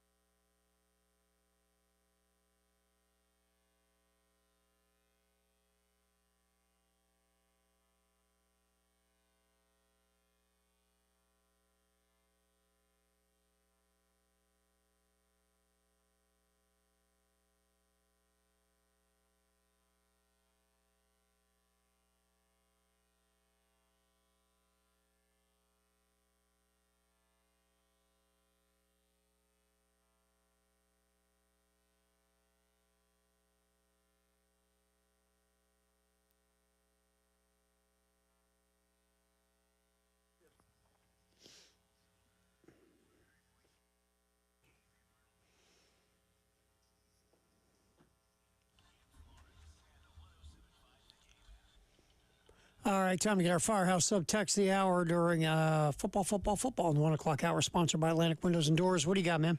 Yeah, this goes back to our conversation in the first hour. Reg says, this is where the Twitterverse message board world NIL sends fan base into a tizzy. Our expectations should be along what y'all are saying, but the online world has taken away fan base patience. I hope Shane gets his fair shake if this year goes sideways. Yeah, I mean, we were discussing, in case you missed it in the first hour of the show, when I was at SEC Media Days, I had a few national guys ask me about who's going to be the head coach in 2025, or do you think Shane Beamer they don't think Shane Beamer would survive another losing season, and I was just like, I think Shane Beamer's got 2 years. Even if this year, if this year goes 2-10, that's a different conversation. But if you have another 5-7, I think Shane Beamer comes back in 2025 with a very hot chair. But I just don't think this is a make or break year in 2024. Right. But so I was surprised a few of the national dudes I talked to thought it was. So, and going back to that text message, yeah, I mean, I just look at it this way. You're 3 years in. And yes, last year was disappointing, but the first 2 years exceeded expectations. And I think this 2025 recruiting has been a little underwhelming. Mm-hmm. But up until then, we've seen a lot of gains in recruiting year to year to year. I just think everything's going in the right direction. And yeah, last year seemed like it was a speed bump, but I don't think it was a speed bump, Tyler, that threw you off the road. No. We'll see. I mean, I could be wrong, but I just don't feel that way. I feel like they've added more depth this year, and maybe you and I brought this up. Maybe the recruiting isn't as good as it's been the last 2 years when you're ranking classes. And I always think it's kind of funny to rank classes before they ever play. Mm-hmm. But that's what we do in the media. And this class isn't been ranked highly as the previous couple. And part of that is, again, the NIL world is real. And maybe you've spent dollars keeping your players and spent NIL dollars bringing in veteran players through the portal. Maybe you don't have a lot of NIL dollars laying around to go after high-level 4- and 5-star recruits. I don't know. Well, and I was going to say the biggest knock that people have on the current 2025 class is it has no 5 stars. Well, there's only a handful of 5 stars in the country. You're not guaranteed to get one every single year. You've made a actually pretty decent run at some 4 stars here as of late that have added to your recruiting board. So it is coming along a little bit more late blooming than maybe the 2024, 2023 class were in terms of the high caliber talent, but it is starting to come together. Still got a couple more months before you get early sign day in December. Like this recruiting class will probably end up being just fine. It's just, especially with how late the commitments were coming in, people were hitting the panic button like, oh no, it's going sideways. Well, remember 2 years ago, Harbor announced at the old school signing day. Right. To the shock of in many. February. So it's not over yet. And you got to give it some time. And maybe during this period of time while you're recruiting, if NIL is a thing in all this, you can, last time I checked, you can still give money. That's right. Money, you don't have, there's no deadline on your NIL money. Nope. Whether you're a business, whether you're just a person, NIL coffers can always be full or refreshed. So we'll see. But I'm not to that point where I'm sitting here going, I don't think this is going to go well.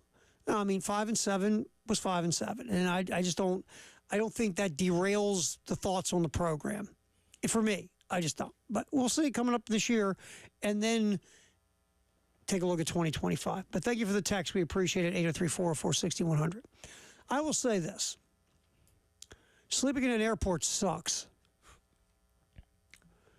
That was miserable. Did you actually sleep? I tried, man. I laid on this bench. It was like laying on a bed of glass. It was not comfortable. I'm trying to move around to get comfort. I can sleep anywhere. Sure. I have a gift. I think I dozed a little bit for about on and off for about 3 hours. I wasn't like fully asleep. Right. You know that one that. Yeah. You're aware of what's going on, but maybe you kind of blank out for a couple minutes here and there. You're sleeping and don't really realize you're sleeping because Sure. you'll get up and go, wow, it's been 2 hours. Yeah. Didn't feel like it. Yeah. That was the kind of sleep. I was real light, but I did doze on and off. Jay and Elijah didn't sleep at all. Those dudes just, Jay's like, I can't sleep like this. And Elijah was just, him either. He's like, I can't do this. I'm like, well, I'm going to try because I'm tired, man. Look, I mentioned at the start of the show, let's be glad that the computer thing didn't happen 2 days earlier. Y'all still might be in Dallas right now. Well, the ironic thing was ours was quote unquote weather. Yeah. And we couldn't get a flight. You couldn't get a flight for 2 days. Right. It was crazy, and we were jumping through so many hoops to try to, get this accomplished. And I guess the thing to me, I typically I don't jump on the air and bag on businesses. I mean, there are people in the media business who do it. Yeah. My thing, and look, it happened to American Airlines and Delta. It didn't happen to just American Airlines. There were, out of all the people we dealt with, there were 3 people who were quite helpful. Mm-hmm. And the rest of them were like, dude, I'm on my phone playing a video game. What the hell are you bothering me for? Hey, John Madden had the right idea with the tour bus. Oh, I've told you. I only fly when I have to. Unfortunately, I had to. Coming back here, final hour, halftime show, Terry Ford, Tyler Head. What's trending at 2 coming up on the game?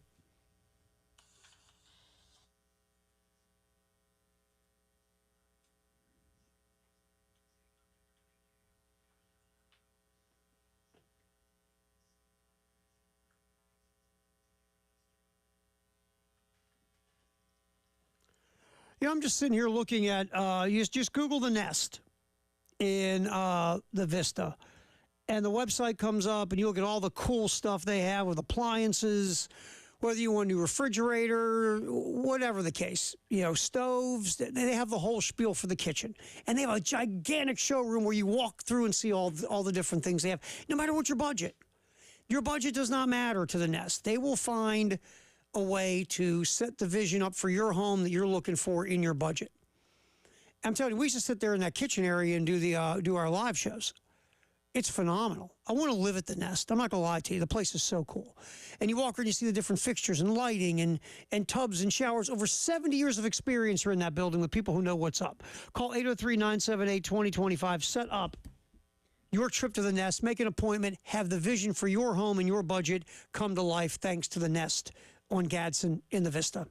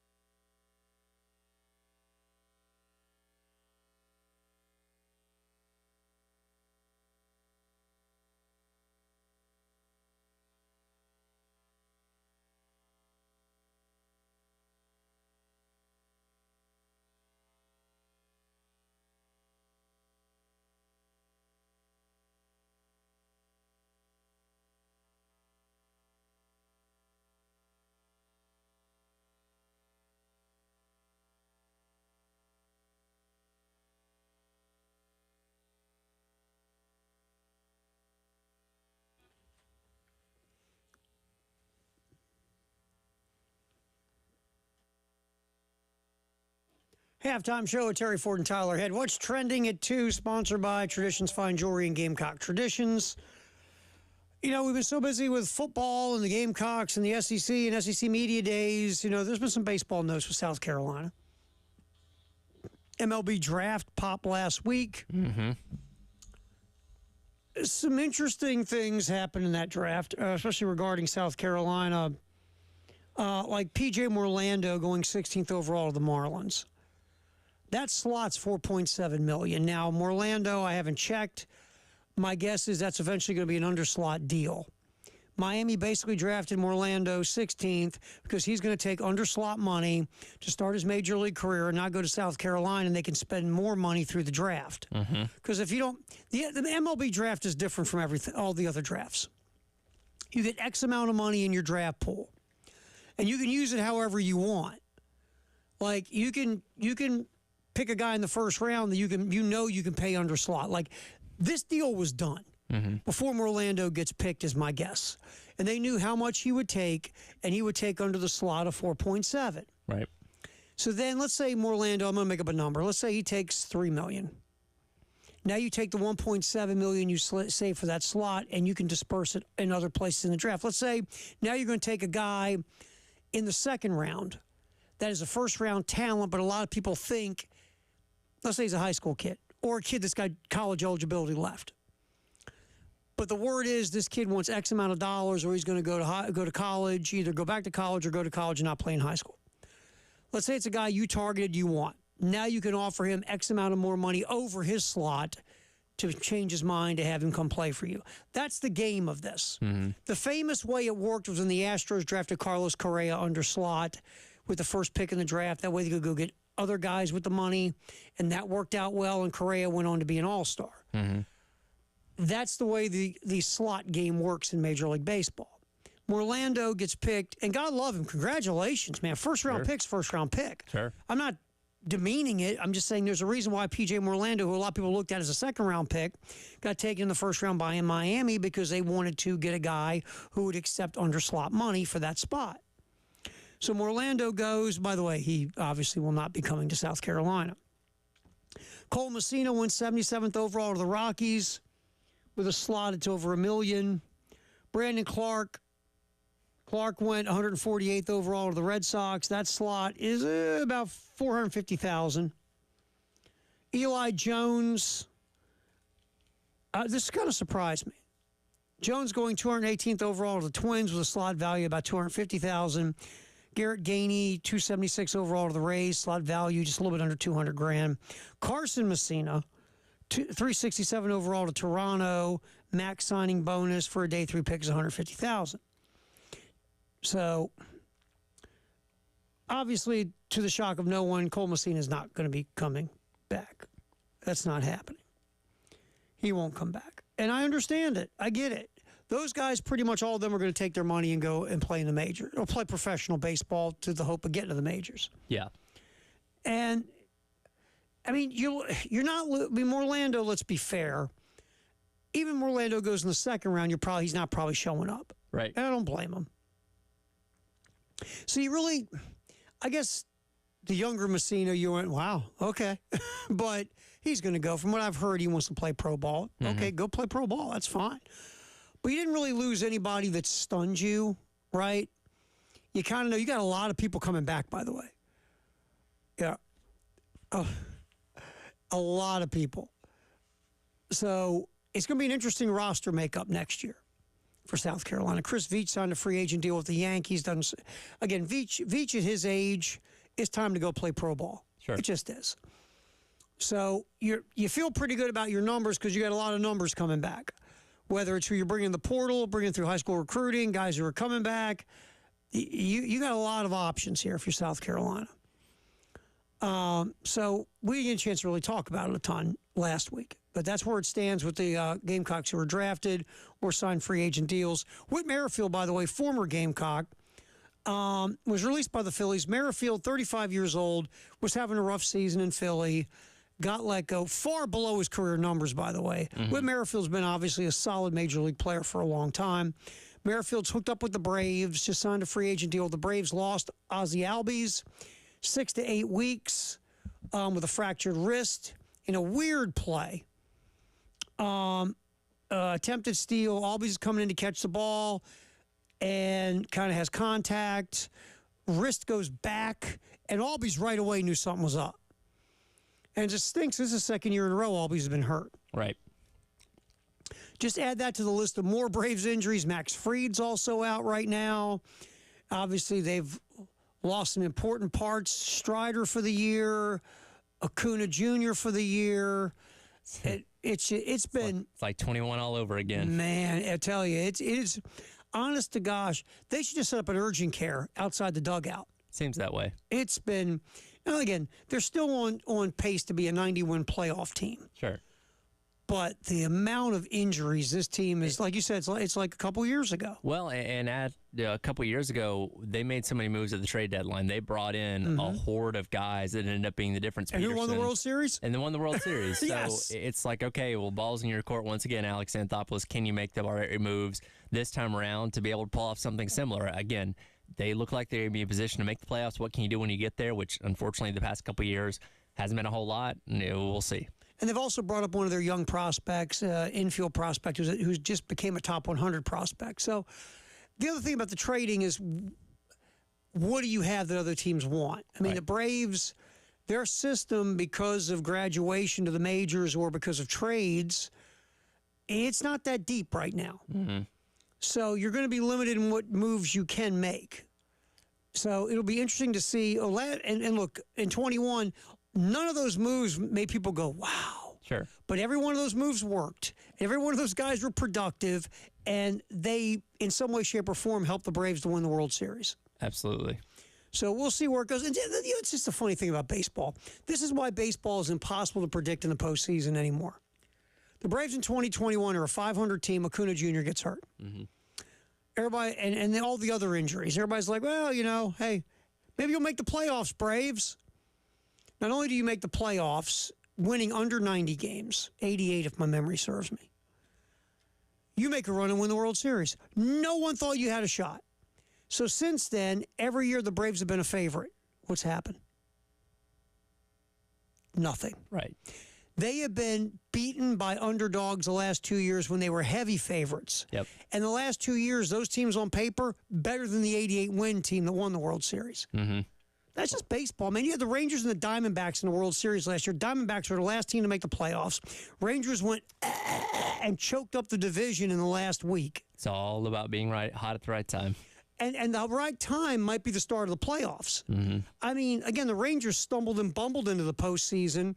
Then all of a sudden, won a couple games and got hot.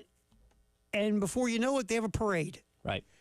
No one was picking the Rangers or the Diamondbacks to be in the World Series at the start of the postseason. That's baseball now. Sure.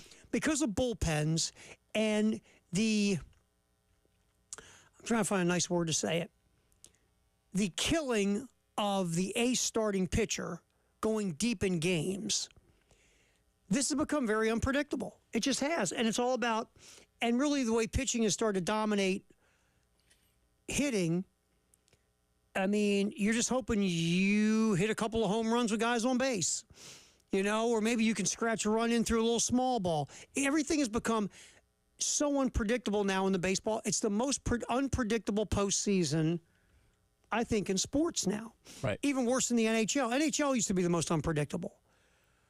But now, I think it's Major League Baseball because of these things we just talked about. Do you remember when you were younger, the younger Tyler Head, if you were watching the playoffs and the other team put their true big-time dude ace on the mound, what'd you feel like?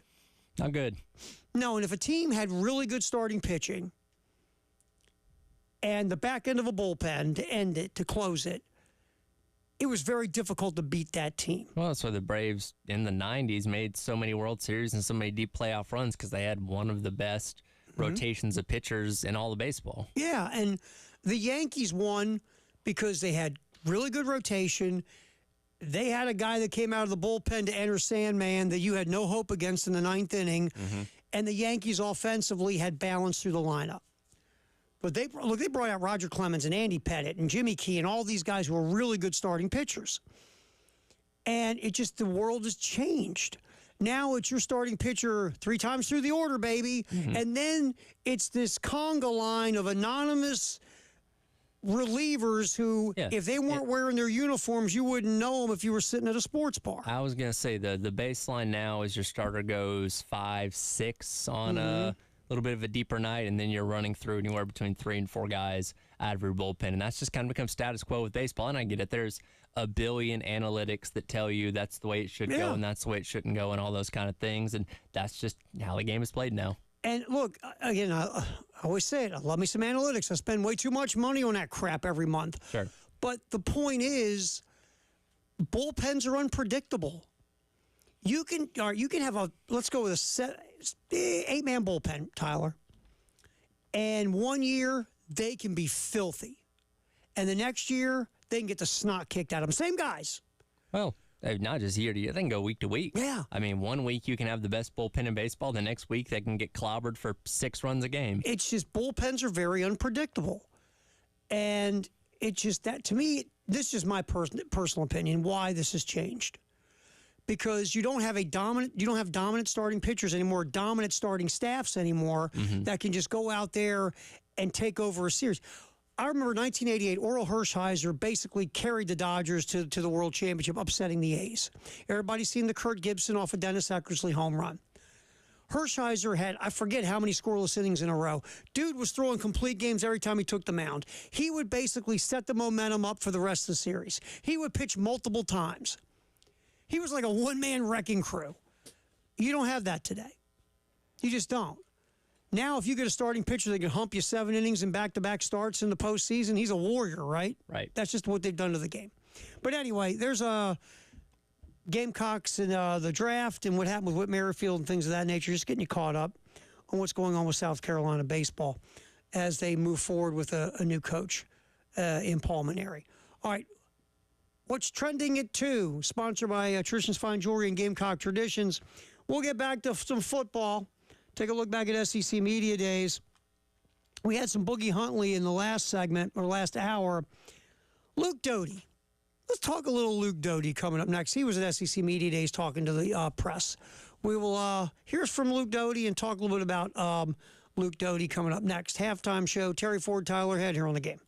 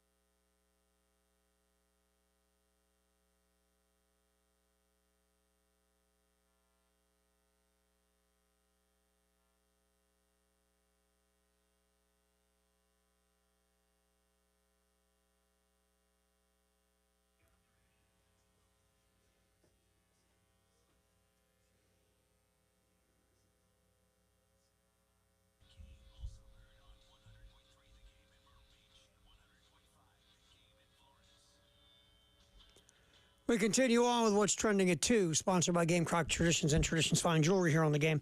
All right, so Luke Doty was at SEC Media Days along with with Boogie Huntley and also Debo Williams. Tonka the year before, I do believe. Remember, he caused all the controversy by saying nothing. That's right. Which I thought was hilarious. But so Luke Doty, and look, I get what Shane did with Luke Doty. This is almost like we appreciate everything you have given to the program. You could have left multiple times if you wanted to go quarterback somewhere else, but you've stuck with us. You've been loyal to the Gamecocks. You know, you haven't gone anywhere, and here's like a thank you. Go represent us at SEC Media Days. And here's Luke Doty talking about that, is the idea that he has stayed all this time at South Carolina. Has always been home. My parents always told me in the recruiting process, you know, choose a place that, you know, if take football out of the equation, that you would want to be, school-wise, the city, all that good stuff. And that's always been Carolina for me. So I've always loved, you know, obviously the environment, but more importantly, the people in the city, and obviously the school. I already graduated, got my degree. I'm getting my master's right now, so I've loved every single minute of it, and you know, I wouldn't change anything for the world. I mean, the thought process was, okay, so Luke Doty, if you're Luke Doty, you were brought in, you were an athlete in high school, but you know, people were projecting you out as being one day the starting quarterback at South Carolina. You had some injuries early on, and then here comes Spencer Rattler. Now you're going to sit a year, maybe. Oh, no, you're going to sit 2 years because Spencer Rattler's coming back. And, here comes Lenore Sellers. And your thought is that, well, you know, you want to play quarterback, you go somewhere else because that's what a lot of guys do in Luke Doty's situation. Sure. Luke Doty started playing some wide receiver last year. And now we'll play wide receiver really this year, and he's almost an emergency quarterback in a lot of ways. Right. So at the end of the day, what Luke Doty just said, we don't think about any of that stuff, do we? We're like, take away football. Do you like the school? What do you mean, class? Well, you mean academics? Well, and Luke Doty is one of those guys that, and I think it's safe to say, he probably does not have a professional career in football lying ahead of him. So if whatever his aspirations are past football, clearly he feels like he can get there by whatever he's studying here at South Carolina. So that's why he stuck around. And obviously, you know, he was part of the transition from Muschamp over to Shane Beamer and liked what Shane Beamer's done with this program and wants to help the program out any way that he can. So that's why he made the transition to wide receiver, which at times looked really good last year. Now, that was with him with 1 foot in the wide receiver room, 1 foot in the quarterback room. So how much better can he be with the sole focus on wide receiver? We'll see. And again, it's kind of an open invitation to everybody in that room on who's going to step up and be, you know, wide receiver 1, 2, and 3. So he's got as fair a shot as anybody to put himself in the mix for that. Yeah, I think he's a wild card, right? I mean, he's a wild card. I don't think anyone's sitting around going, that wide receiver room, it's made or broken by Luke Doty. No, I think that if he gives you something at wide receiver, great. Sure. But you're not sitting around going, we got to get something from Doty at wide receiver. Yeah. So, you know, because again, he's an athlete. And it's just interesting to watch how this whole thing has evolved. And all of a sudden, here's a guy that you thought was going to be your quarterback of the future and now is part of your wide receiver mix, maybe. Right. And he stayed the whole time to his, you know, again, I think it's so ironic. It's really hypocritical is what it is. That when a guy like Luke Doty stays, man, that's loyalty. Mm-hmm. When you leave, what's up with you, man? Don't you care about the name on the front of the jersey? But when a guy comes in, man, we're glad we got that guy. Nobody's going, that guy's got no loyalty. Right. And really, if somebody, and the thing to remember, Luke Doty obviously is from the state of South Carolina, and that helps out as well. So it's always interesting to watch these things play themselves out. But Doty loves City of Columbia, loves being at the University of South Carolina, likes playing for Shane Beamer, and he's stuck through his entire career. Last one real quick from Luke Doty. He was asked about Lenore Sellers, and here's what Doty said about we think is a new starting quarterback at South Carolina. That was it. Okay. Yeah. Sorry, Jordy. I think Lenore's done a great job. He had a great spring, great winter. You know, just he's really stepping into the role as a leader. I think Boogie said it. He's kind of a quiet guy, kind of reserved, but he's really taking that leadership role seriously, and he wants everybody to know that right now he's the guy. And obviously it's still a competition, but Lenore's has done a great job preparing. He does a great job preparing every single day, whether it be workout, practice, meetings. He's done a really great job so far, and we're going to need him. We're going to need everything he has this fall. Yeah, I mean, we hear nothing. Well, of course, no player's going to get up and say, hey, this guy stinks. He's lazy. He's halitosis is way, wow. No. But we hear a lot of the same stuff with Sellers, right? Sure. First guy, last guy type of guy, real hard worker. His leadership is starting to come along. You like what you see on the field, whether his legs, his arm. We hear a lot of the same stuff. Yeah. Well, it's one of those things that you do have to read between the lines a little bit, and you can talk about a guy that's just naturally gifted on the field, and if that's what guys are primarily focusing on, that's great. But a lot of the guys are also talking, in addition to that, what he's doing off the field as a leader. I go back to that video they posted the Saturday before media days, that 6-minute long clip of everything they've been doing in the offseason, and there were several clips in there showing Lenore Sellers in that leadership type of role, with the guys around him, whatever it may be. So he seems to have all the intangibles that you want out of a starting quarterback. Is there still going to be a learning process and all that kind of stuff? Absolutely. First, you're starting in the SEC, there's going to be some growing pains, but every box that you could theoretically check in the offseason, I think Lenore Sellers has done that by indication of what every player that we've talked to has said. Yeah, I mean, again, the quarterback position is different now. Now the days of having the party animal Joe Namath or Bobby Lane. I remember reading when I was a kid, reading about Bobby Lane, who was a starting quarterback with the Lions in the 50s. And the Lions, that's back when they actually won championships. And this guy show up drunk at games and go out there and throw 4 touchdown passes. Right. Today, you got to have a leader. He's got to be solid. He can't be a goof and going off and doing crazy stuff. He's got to be a guy that leads your culture. He's the face of your football team, fair or not. And we've heard everything about Lenore Sellers has checked the boxes of off the field, this guy gets it. And now we'll see how it translates on the field, because that's probably the biggest knock is lack of experience. And I think it helped that he got the opportunity to sit for a year behind a very experienced guy in Spencer Rattler, somebody that had obviously been in 2 programs up to this point and had a very long college career. Maybe it didn't go the way that he wanted it to go, obviously, but had learned from his own experiences, humbling himself from that guy we talk about so much in high school that people like to harp on a lot. But I think that was a good person for Lenore Sellers to learn from, who's at the end of his college career, seeing what Sellers is going to be at the beginning of his. And obviously, seems like the transition has gone pretty well so far, and we'll see what happens when we finally get to play football here in a little over a month. Look, I don't know the Spencer Rattler at Oklahoma because I wasn't there. I know the Spencer Rattler we saw at South Carolina. He was a leader. He was mature. He handled his business correctly. Any of the stuff we heard about his time in Norman, we didn't see here. Right. At all. So the good news is Lenore Sellers got to learn from, and really, from everything Spencer Rattler went through, the good and the bad, whether it was not fair or self-inflicted or whatever, my guess is that Lenore Sellers got to learn a lot about, because, look, Spencer Rattler had a crazy ride. From what happened at Oklahoma to his time at South Carolina.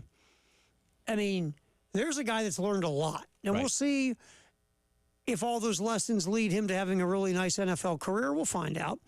But, he went from, he was the fancy hotshot, can't miss high school guy. He came to college, got the gig, lost the gig, and transferred somewhere else to get a brand new start and kind of resurrected himself, right? Right.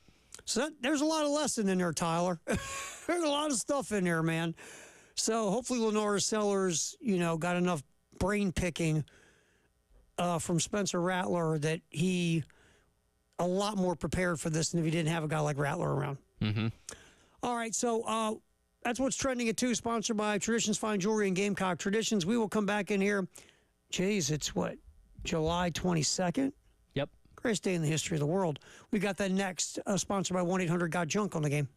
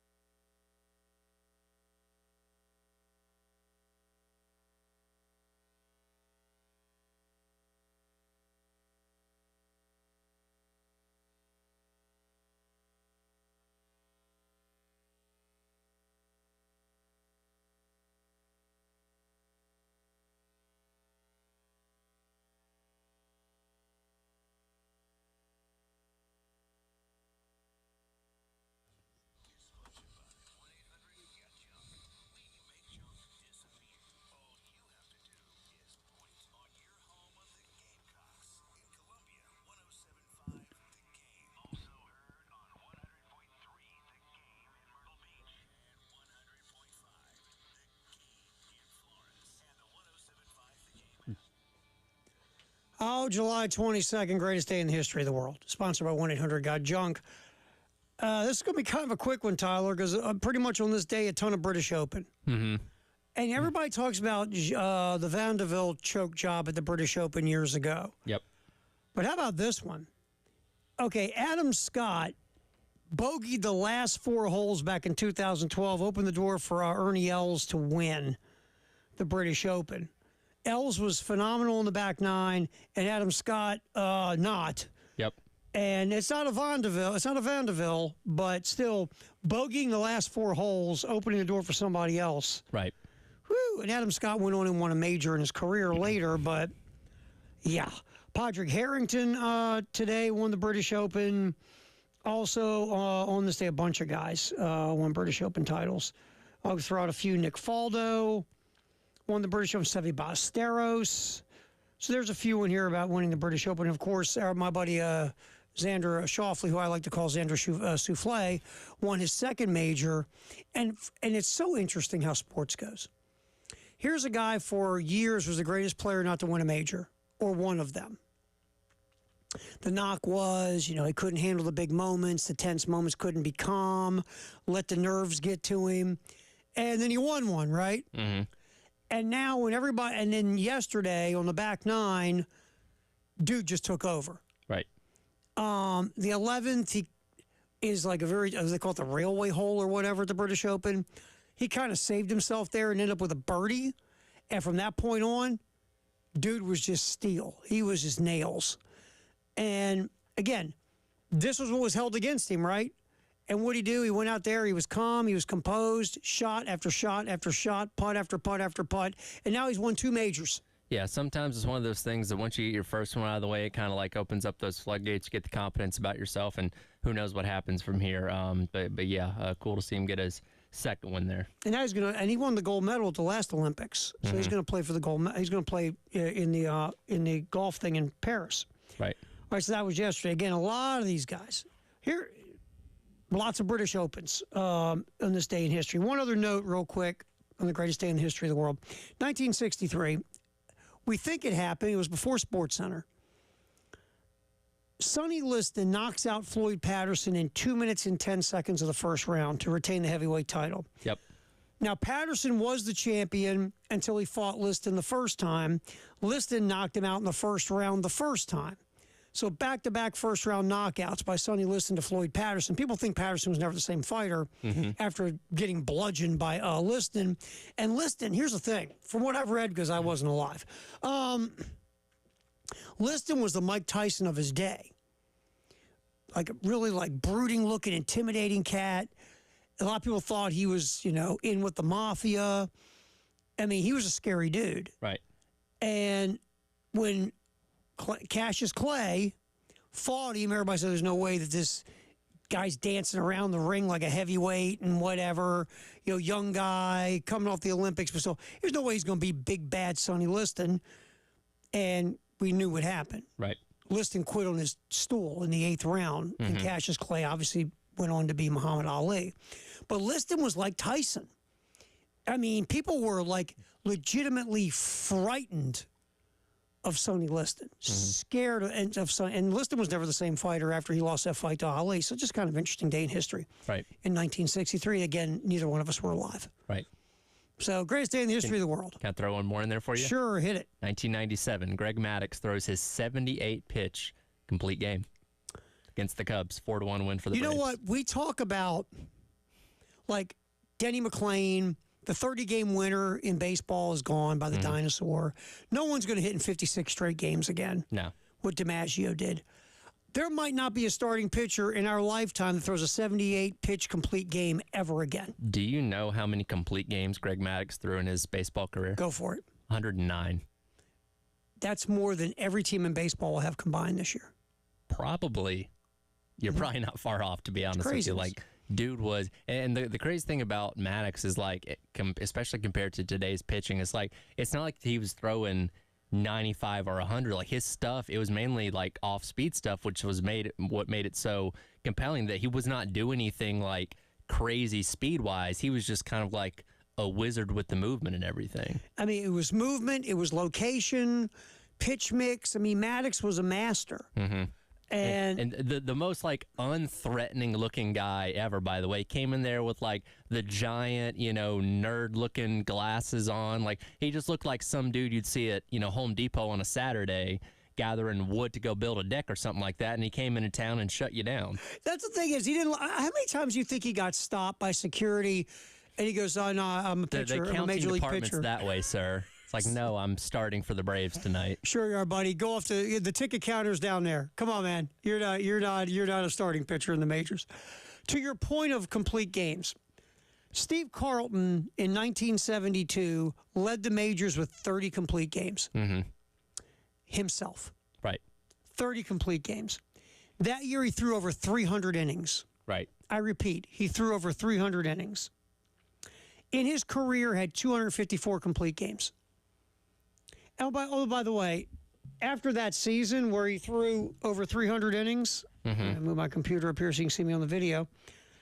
In 2 of the next 3 seasons, he threw over 280 innings. It's just different. It's the philosophy of the game of baseball. Yeah. And the philosophies of the 70s and 60s and really the golden era in the modern day of starting pitching compared to today. Right. 30 complete games on his own. Run that one by you. That's crazy. Yeah, it is. You think about that now. Because that's, trying to do the math in my head here.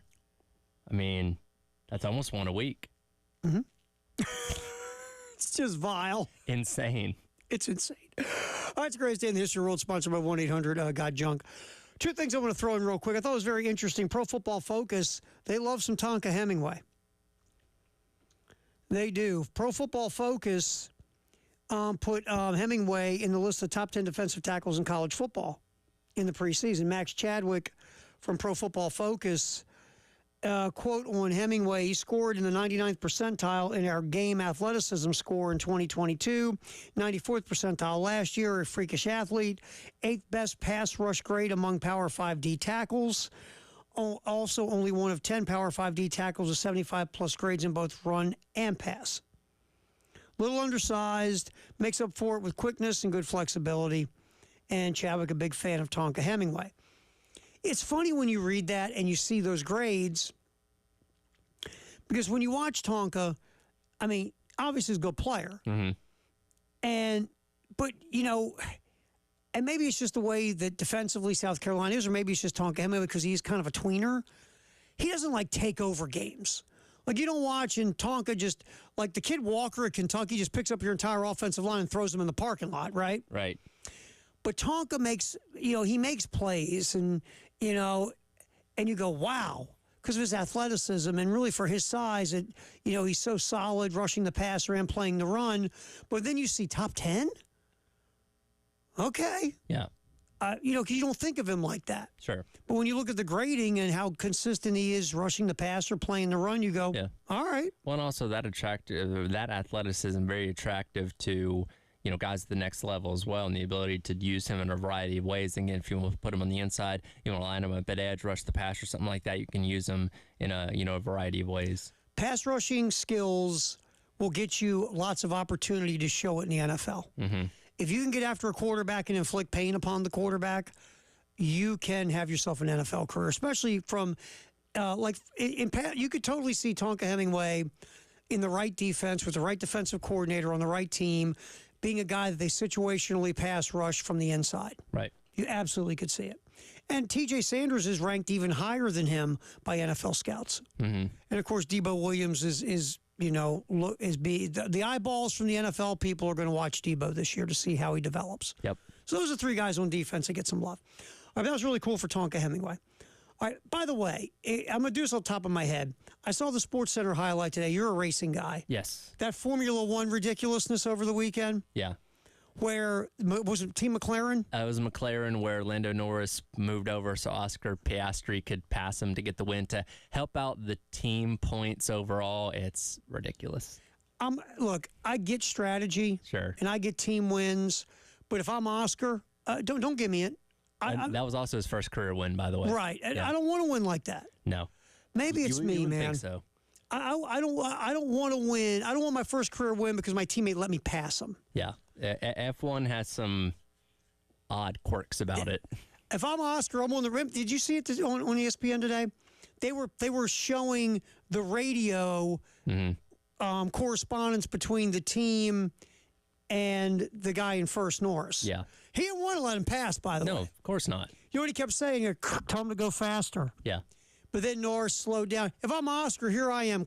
I don't want to win like that. Screw that, man. Let's race. Right. That would have been me. Yeah. It was. I'm gonna tell you, it was pretty sad. I wanted to ask you. You're the racing guy. I'm not. It's a different discipline than what you see in American motorsports. That's for sure. And it was interesting. Yeah. Very interesting, my man. All right, we'll come back in here. Firehouse Subtext, the hour, 803-404-6100. Also, we might yip a little bit with Jay Phillips coming up next as the halftime show. Final segment in the postgame show with Jay and Elijah right here on The Game.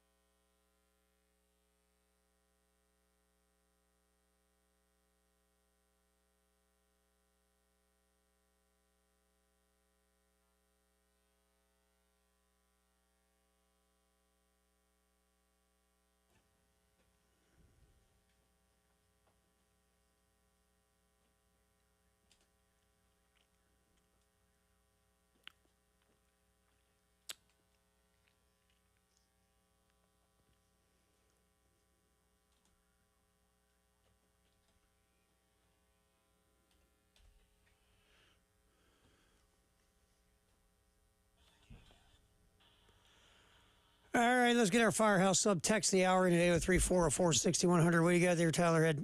Pesky Poll weighs in and says Red Sox would disagree with the idea of having no hope against Mariano Rivera. Okay. Yeah, well, no, when you came back from 3 down, you didn't beat Rivera. Rivera only blew, and Jay Phillips in here, our little handoff sponsored by Little Pigs Alpine Road. Rivera only blew 2 saves in his postseason career. Sandy Alomar Jr. got him in 97 in the divisional series, which Cleveland won. And then Rivera blew the save on the bloop by Luis Gonzalez, who, by the way, if the infield's playing back, Jeter catches that ball. Sure. Only blew 2 saves. He didn't blow a save in that series, if my memory serves me. The Yankees just went, Right. And lost 4 straight. To my entertainment. So Pesky Poll, I'm with you there. I was rooting for your Red Sox because I can't root for the Yankees because I'll become violently ill. So Rivera was money in the postseason. I'm sorry, probably the greatest postseason closer of my lifetime. Yeah, it's fair. When Enter Sandman was playing, a lot of opportunity as well. Oh, tons of opportunity to blow saves. Real quick, while we're talking about this, and we didn't get to this on this show. Okay, they did the Baseball Hall of Fame over the weekend. Yeah, I didn't pay attention. You know, it's the first time I really didn't watch any of it. I was sleeping. I sometimes do. I was trying to sleep. Adrian Beltre, you don't realize how good Adrian Beltre was till you take a step back and look at his career numbers. Right. With 3,000 hits, 500 homers, and X amount of Gold Gloves. Joe Mauer, as a catcher, his numbers were... He was never a power hitter except 1 year. Right. But his overall numbers, plus kind he of was like Grady excellent. Anderson. Oh, yeah. Wait. What? What? I don't think Joe... You know what? I look at Joe Mauer. I don't... Like, Brady, I think we all know what's up with a guy that never hit more than 25 homers, hits 50. Mauer just had that 1 year where he hit 28 homers and had like 110 career home runs. He's just a great contact hitter. He was a pure Got hitter. on base a ton. Yeah, he was just excellent career batting average. Really good. Remember, he got hurt though. He signed that $23 million a year contract for 7 years and then got hurt through the whole thing. But I think he's a Hall of Famer legit. Do you go Hall of Famer on Mauer? Yeah, because I think if he is a first baseman or an outfielder, maybe not. But I think when you take into account that he caught most of his career, I think they like to have more catchers. Yeah, especially, a guy that, as a catcher, was putting up some big numbers before the injuries. And I can't really tell you, I mean, I think he was an okay catcher, right? Like as a catcher. Yeah, defensively, he was at least average to above average as a catcher. I think he had some Gold Gloves, matter of fact. Like early in his Piazza, career. God bless him. Piazza was a terrible He was a disaster behind the plate. Dude, you and I could steal bags on Piazza. But the thing is, it's like he didn't even warrant playing left or first. Right. It was like, let's just put him where he really doesn't have to move. Right. He'd be a perfect National League DH today. Oh, today he'd be a DH. Absolutely. Yeah. The last one is Todd Helton. Now, Helton's numbers, if I just told you, all right, ready? I'm not the player, a guy with a .316 career batting average, .414 on base percentage career, and a .539 slugging percentage career. His OPS is over 900. Plus, the guy was, top 10 MVP multiple seasons, had a year where he crushed 49 homers, had 5 straight years of 30 homers or more. I believe 9 straight years of 20 homers or more. Is that a Hall of Fame guy? No, I'm just giving you the numbers. I don't know because his numbers aren't drastically better than Dale Murphy's, and Dale Murphy had 2 MVPs. Those career OPS of over 900. Dale didn't Murph have struck that. out a lot. Yeah. But here's the thing: add in Colorado. Yeah.